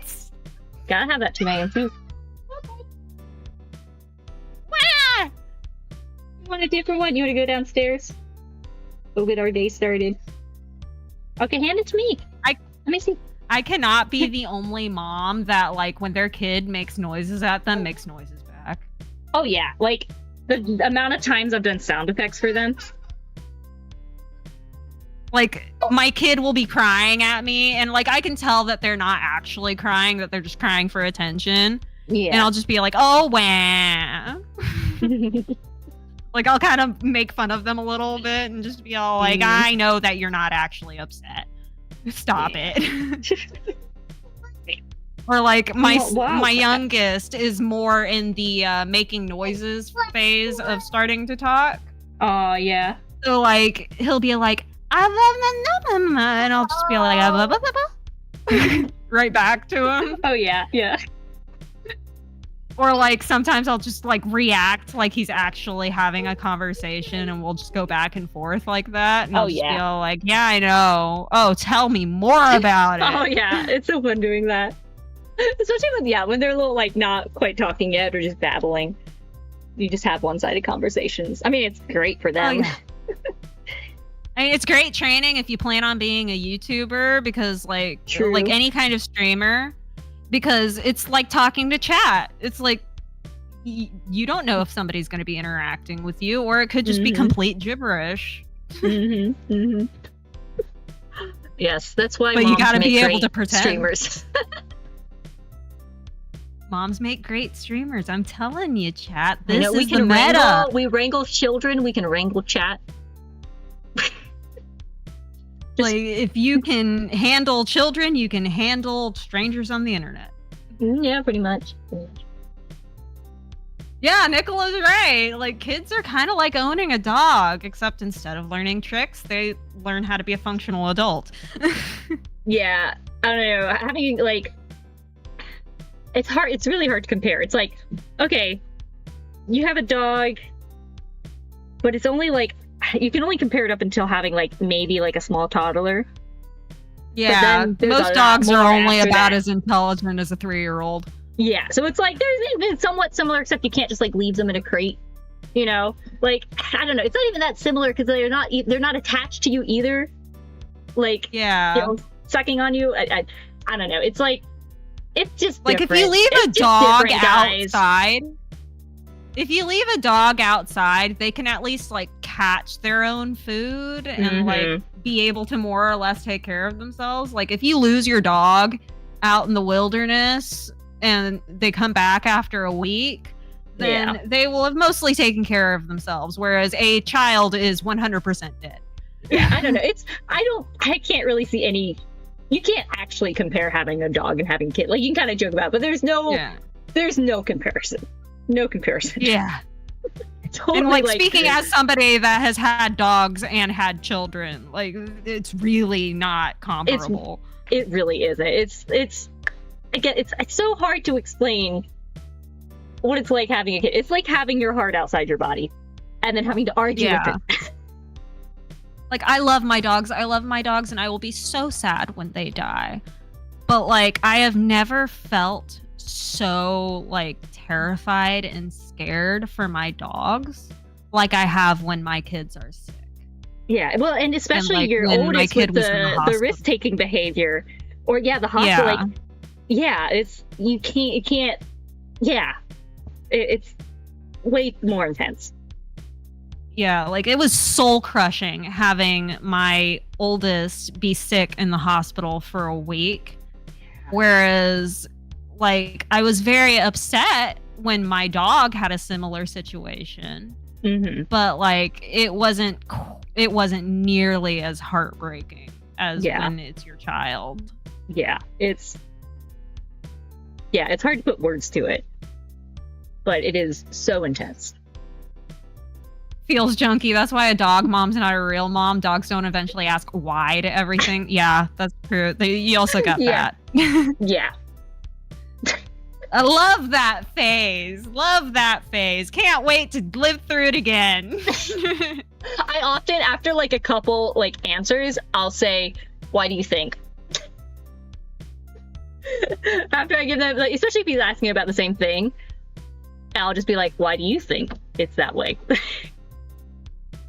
Oh yeah, I've done that with the little terror before. It's just been all like, "Well, what do you think it does?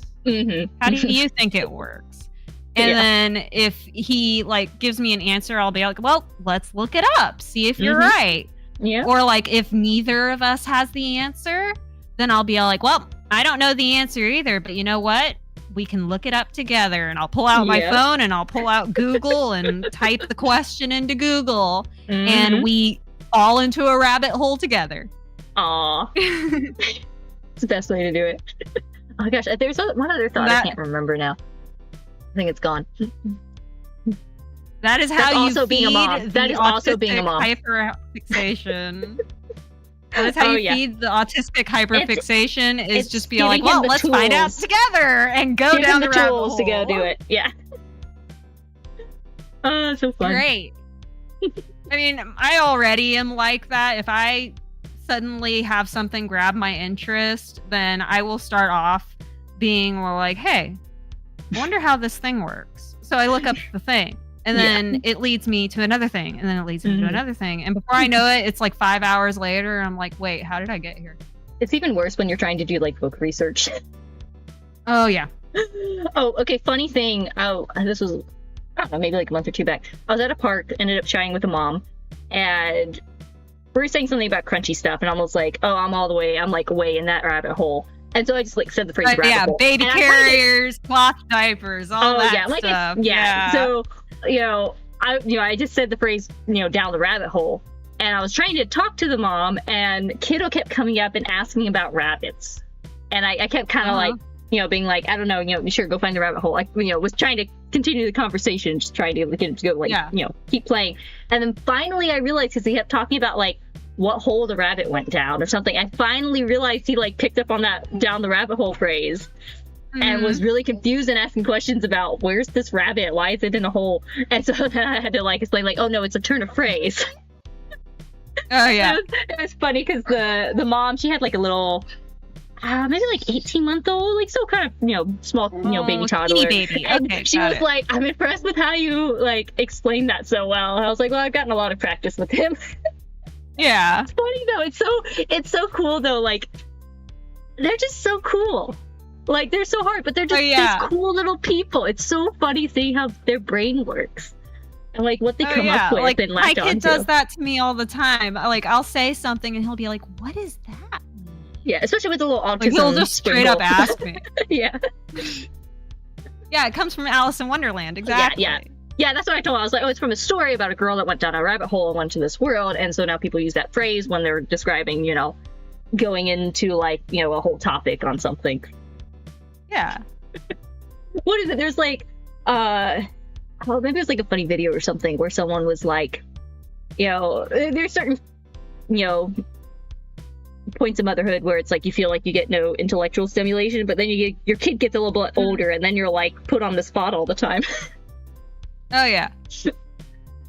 Like the other day, my kid was not having a good time. He was like misbehaving and not listening to us. So we took away his tablet and his computer for the day, right? Yeah. He was just like, and he was not having it. He was just all like, this is the worst day. I'm not having a good time, right? Yeah. And I gave him the mom look. I gave him the Asian mom look that I learned so well from my mother. And I went, it can get worse, right?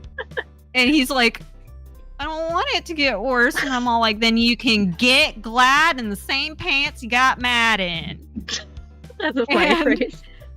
And like one of the other parents was just like, what does that mean? And I'm like, Southern phrase. It means that, you can change your mood. Yep. Right now. Get glad in the same pants you get mad in. That's pretty funny. My mom used to use that phrase with me all the time, and similar phrases. Isn't it funny, like when you find yourself using the same kinds of like phrases that your mom did? Oh yeah. Or like another one that I got a lot as a kid that my kid now gets a lot is, don't act like you were raised in a barn. I raised you better than that.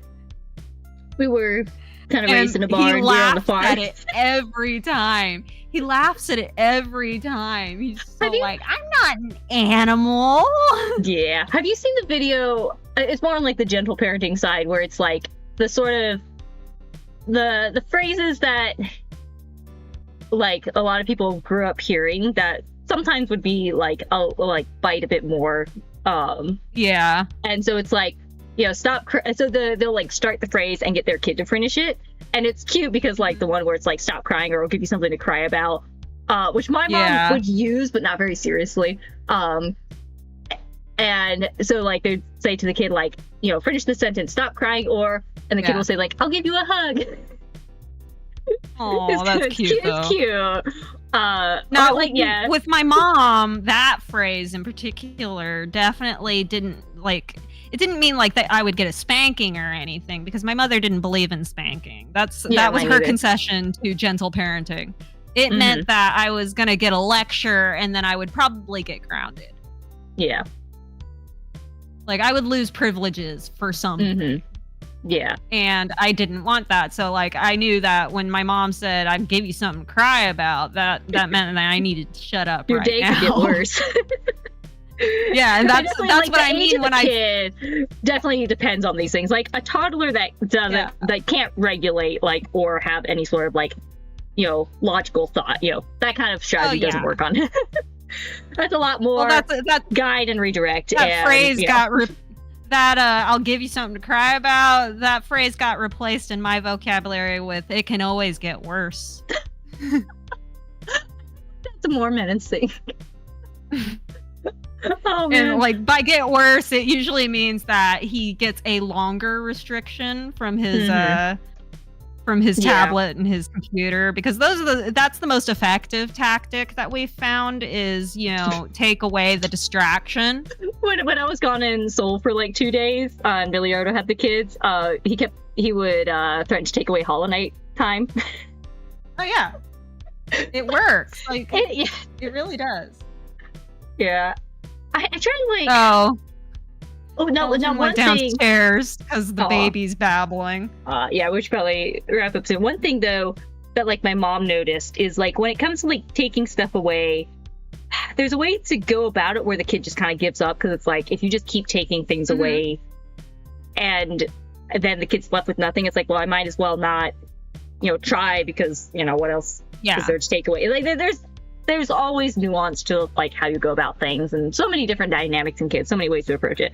Trying to think the way that we figured out it works was the consistency of it is the first time that we have to take something away, it is just for a day. Like you don't get it for the rest of the day.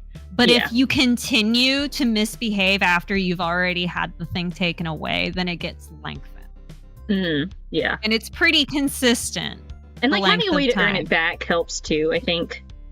Yeah. Because they're not just sitting there sulking. Like if he listens and he behaves, then he can have it back right away after the required like rest of the day or something. Yeah. And that's usually how it works with us. And usually we don't have to go longer than a week. Usually.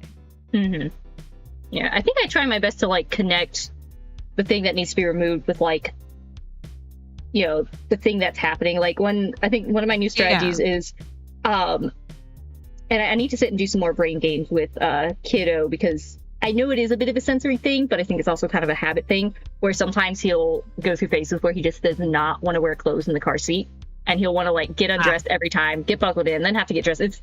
It turns into a thing, and it's like, not what we want. And thankfully I don't have that problem. Yeah, so it's like the little terror. Yeah, and one like it's hard because it's like I don't want to like make his skin feel like it's crawling and itching. Like he says it's itching. Like I know it's like when we did some brain work, it like that kind of stuff calmed down a bunch. So I know it is a bit of a brain thing. And so it's like I don't want to be super harsh, because I know, like, and he's still pretty young. Like he's smart, but he's also doesn't have a sneaky malicious bone, like, I did as a kid, so it's like knowing him and kind of how he's dealing with stuff and trying to figure out like, okay, how do I help him, but also hold this boundary that it's much better if he wears clothes in the car seat. And I did notice when I was, had gotten a little bit, better at, limiting screen time and such, that it was not bothering him as much. And so I think, what was it, the other day we're trying to go somewhere, we got in and out of the car a couple times and it was fine, and then like trying to get to the library and he did not want to wear clothes, which is also, it's a hot, I understand he's like sweaty. I was trying to like figure out how to help him so that he could get in the car seat, and then I've also decided now, like, okay, I'll try and help him with keeping his clothes on and getting him in the car seat, but also to kind of avoid it just becoming a habit thing, I told him, like, if you can't wear your clothes in the car seat, that's showing that your brain needs a break from screens. And so if you can't wear your clothes in the car seat, that means no more videos for the rest of the day. Like, try, like, that's a connection that makes sense and will hopefully, it's definitely motivating for him to then want to be able to. And it still took him a bit to get, like, he kept trying to and then kind of like spazzing out a bit. So it took him a bit to actually get himself comfortable in the car seat. But I'm like, okay, that kind of connection makes sense. But then sometimes it's just like, you guys are fighting over the story, I'm gonna hold it till you figure it out, or it's not all given, all is just in the world. Great, awesome. Anyway, so I try my best to connect whatever the thing is with what I'm taking away, especially at this age where it makes sense, and he can connect things a bit better than like a 3-year-old's not going to connect an abstract thing with the behavior. Yeah. No, the big issue that we have right now, is the reason why I end up taking away the tablet and the computer usually, is because we have issues with him throwing fits because we ask him to stop being on the tablet or computer to do something that he needs to do, whether it be eating his dinner or finishing his homework or something. Like it's purely because of the influence of the tablet and the computer. And it's like, well, if you're throwing a fit, that means you've had too much time on it. Yeah, it's like, well, you know what? If you're going to throw a fit about it, then you just don't get to have it. Because you cannot control yourself. Yeah. And I've tried to, like, I know for mine, like, trying to get, like, a heads up of, like, okay, at this point, I'm stopping it. Yeah. And then, but then sometimes I get distracted and forget to come back to, I'll get busy with something, and then I'm like, oh, it went past that point. I'm trying to get honed in better on the schedule and the expectations and, like, sticking with what I said so that it's a hopefully less of a fight because it's a better expectation. Hopefully. Yeah, for us, it's mostly just you get consequences if I have to tell you 3 times. Yeah, well, and him being older, there's a little bit of difference there too. Yeah. So, like, if I tell him once, I'll be all like, that's one time. Don't make me have to tell you again. And if I have to do it again, then I'll be all like, you do it one more time and you don't get to keep your tablet or your computer. You will have to give it up for the rest of the day. Yep. And then if he does it the 3rd time, then I'm just like, okay, that's it. Give me the tablet, give me the computer. You do not get these until tomorrow morning. Yep. Makes sense. And he gets upset about it, yes, but we have to have those boundaries in place, and we're very firm with them because he needs to have that. He needs to respect that boundary, and he needs to respect the rules because the rules are boundaries. And Definitely. It's not so much teaching him just to mindlessly obey. It's teaching him that rules are put in place as a boundary for wherever you're at. Yeah. And for us, we're very clear about what our boundaries are, and that's why the rules are the way they are. Yeah. And I've explained all of this to him. Yeah. I think that's the biggest thing. It's like, you explain this stuff and you hold this stuff. Yeah. I tell him we have these rules because they keep you safe, and because if you don't have these rules, then you could get hurt. Or somebody else in the house can get hurt. And we don't want that. So when you don't listen to the rules and you get punished, it's teaching you that you have to follow these rules, or else it's not going to be safe. The joys of parenting. Yeah, it really is. It's like you would think that that's a little too hard of a concept for a 7-year-old to grasp, but you'd be surprised. 7's a pretty good age. Like, that's generally considered like the age of reason. Like, I think there is like a turning point at 7. And my mom was just commenting the other day, because kiddo will sometimes come up to me and he'll be like, trying to convince me to like put on a video. It's like, I need to be distracted so I don't come bother you. I'm like, that boy, and then I was talking to my mom and she's commenting like, oh man, it's gonna be so funny, especially like around age 7, like the kinds of things he comes up with and the way his thoughts and just the way his brain works. I like to think like every age has some sort of little joy and some new challenge. It just keeps changing. Like, I was calling my mom because I call my mom about once a week. I was talking with my mom and my son came up to me and he was just like, Mommy, I have to tell you something, right? And that's like the phrase for him whenever he comes up to one of the adults. He'll be like, I need to tell you something. And my mom commented, that is almost exactly like what your autistic brother used to do with me, because we have a rule in our family, and I've carried it on with the kids, not just my mom with us, that you have to wait until somebody is finished speaking before you speak, unless it's something that's incredibly important. That's the only time that you're allowed to interrupt people when they're talking to each other, is when it's something very, very important. So he kind of translated that in his brain to, if he says, I need to tell you something, that I'm going to drop what I'm doing and listen to him, right? Yeah. And our like, he's pretty good. Ended up being like, I have a question. Yeah. And like with my brother, it was, Mommy, Like, it was that tone, mommy. And then he would go on with whatever he needed, right? Yeah. And like with my kid, it was like he'd be like, I need to tell you something, and then I would either respond with, okay, what do you need to tell me? Or I would be all like, well, right now mommy is talking, can it wait a little bit until after I'm done talking? And he'll be like, okay. Or he'll be like, no, it's important, I need to tell you something. And I'd be like, okay, then what is it you need me to know? What is it you need to tell me? Yeah. And my mom just thought that was really funny. She was just all like, yeah, I see the thought process there. Yeah. The little, like, each little family's like dynamics and kind of way to communicate and how it evolves is always interesting. Absolutely. I love like seeing the little ways that kids like figure stuff out.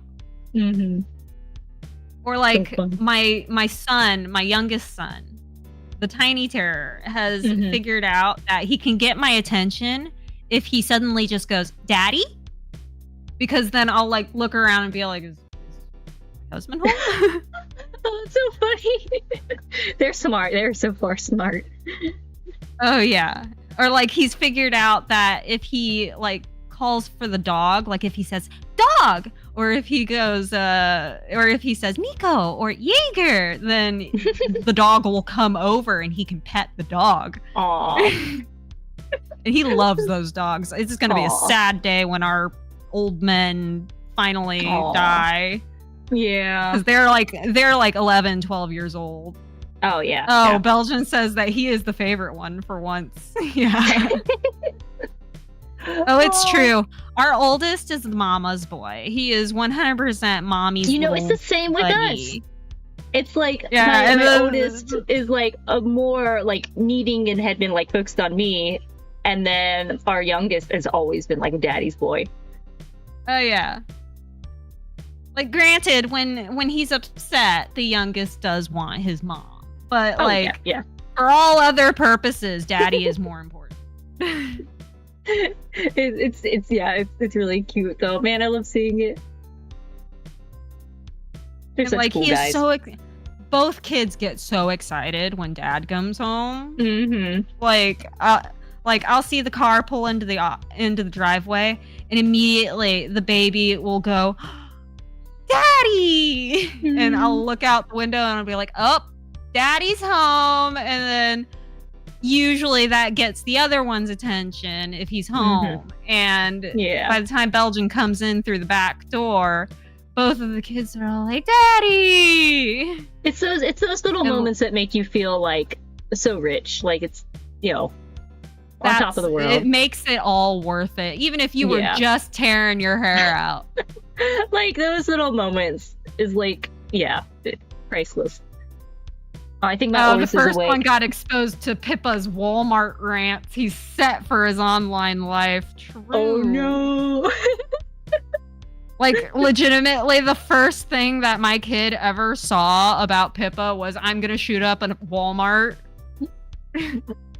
My goodness. He's 7 years old, Junkie. He's 7 years old. Oh goodness. All right, I think I'm gonna need to wrap up. Yeah.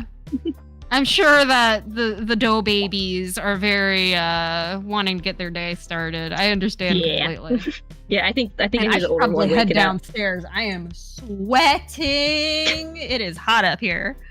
You need to get some sleep. It's just a regular weekday. It is almost tomorrow's a Wednesday for you, right? Half day. Yeah, I usually don't stream on Wednesdays, and I actually thought ahead this week and took Thursday off too. So recover. I have plenty of time to rest. Swords. They love fighting. Everything's a fight. Like, their games are always fighting. Especially since boys. You have them closer together, so they're gonna fight a little more. Yeah, most of the time they fight nicely enough. I'm just glad that the younger one's old enough to hold his own, because for a while, like, there's the afternoons I'm just like hovering over them because they're wanting to like wrestle, but I gotta like watch them. Now they can kind of hold their own. And then like Joe baby, my youngest, is like a little tank. Like, if my oldest is like a little artistic elf, the little one's a little tank that is just got this fighting spirit in him. There was like a week that he kept coming up with the foam swords, being like, "Fight, mama, fight, brother." And I'm lucky. Swords. He was strong. Oh dang! I was like, you can't fight me unless I have a shield and sword too. I'm lucky that the kids have quite a bit of a gap, but the problem is that when the baby like pushes his brother because he doesn't want to be doing something, or like his brother got all up in his face and he like pushes him or like smacks him to make him go away. The 7-year-old then comes up to me and she's all like, "Mommy, he keeps pushing me. Why does he keep pushing me? I just want to play with him." And I'm just all like, "Honey, he's still a baby, and like you're getting all up in his face, and it's overwhelming. He's just not able to like deal with things the same way as you, honey. So you got to be a little bit more careful with him, you know?" Yeah. The problem with these two is like, especially the impulsivity and being closer in age, being don't lash out, don't hit your brother. There's a bit of an impulsive like lashing out, which I really need to work on with him. You know, especially the emotions being upset, and then gotta work with him on like not like no hands on people, you know, kind of stuff. But yeah, they're awake. I guess I'm kind of hungry at this point because it's like 9. I got up at like 5. Oh yeah, go eat. Such a fun chit chat. Oh heck yeah! I love making mom friends. I really do. It's so baby gladiator moment. All day, every day, baby man. Gladiator moment, bro. You're all almost day, 3 times every his day. size. We'll definitely have to. I think our time zones line up enough that we're able to. Like, I think we'll definitely be able to do some more collabs, maybe some games, maybe try and do a ballet that bar. Would be fun. I would like that. I think this is a nice like. Got busy, kind of got out of streaming. This is a nice like, all right, back into streaming mode. I switched from like trying to clean and declutter to like, okay, well, it's hard. I feel like I have to keep switching. Like, it's hard to keep focused on like all the things. I tend to like go in phases of like, okay, I can focus on this for a couple days. Now I can focus on this for a couple days. I do have I have a mom helper that comes at least once a week because I don't have well, you've seen I don't have a big dishwasher. Yeah, I've seen. And I got to post pics in the Discord of like how piled up everything got while like my siblings were visiting, and like I was already a little bit behind. I did some cooking and then we were just running around. It got so piled up. Anyway, my lifesaver, my sanity saver will be here, I guess in like an hour to come help me clean. And then I'll continue on my prep to like fully declutter stuff so I can actually keep up with things. She's the best. Oh man, I understand completely. My house is a mess right now because like I just have not had time. I've been swamped. So I'll be able to like take the next few days to like declutter everything and like get everything tidied up again. Yeah, comes in phases. So I understand you completely. All right, well this was so thank fun. you, chat. Thank you, chat, for being here for us tonight. Thank you, Minna, for having me on. Thanks for being my first guest. I hope to find more VTuber moms and do more little interviews. Well, thank you for being my first ever collab. I've never done a collab. I'm so excited. So this is like my first ever one. Yay! I'm so happy that things actually went smoothly. Yeah, I know. Yay! Awesome. Well, yeah, this is very fun, very exciting. We have a lot in common, which is pretty sweet. Yeah, it was surprising, actually. Even dancing. That's really cool. All right, well, so I'll have her around we can again. Collab again sometime. Yeah, of course. And I've got in the description for everyone, there's links to her Twitter, Twitch, YouTube, all that good stuff. So check her out. She's pretty cool lady over here. Yeah. All right. Sweet. All right. I will. You know when you like reach a point where you're like, okay, my streamer brain's done. Yeah, streamer brain gone. Yeah, the time singular to just, like, brain cell. It's run out. Okay, let me see. Okay, I need to switch. Okay. Bye, everybody. Until next time. Stay fresh, my friends. Until next time. Bye. I think.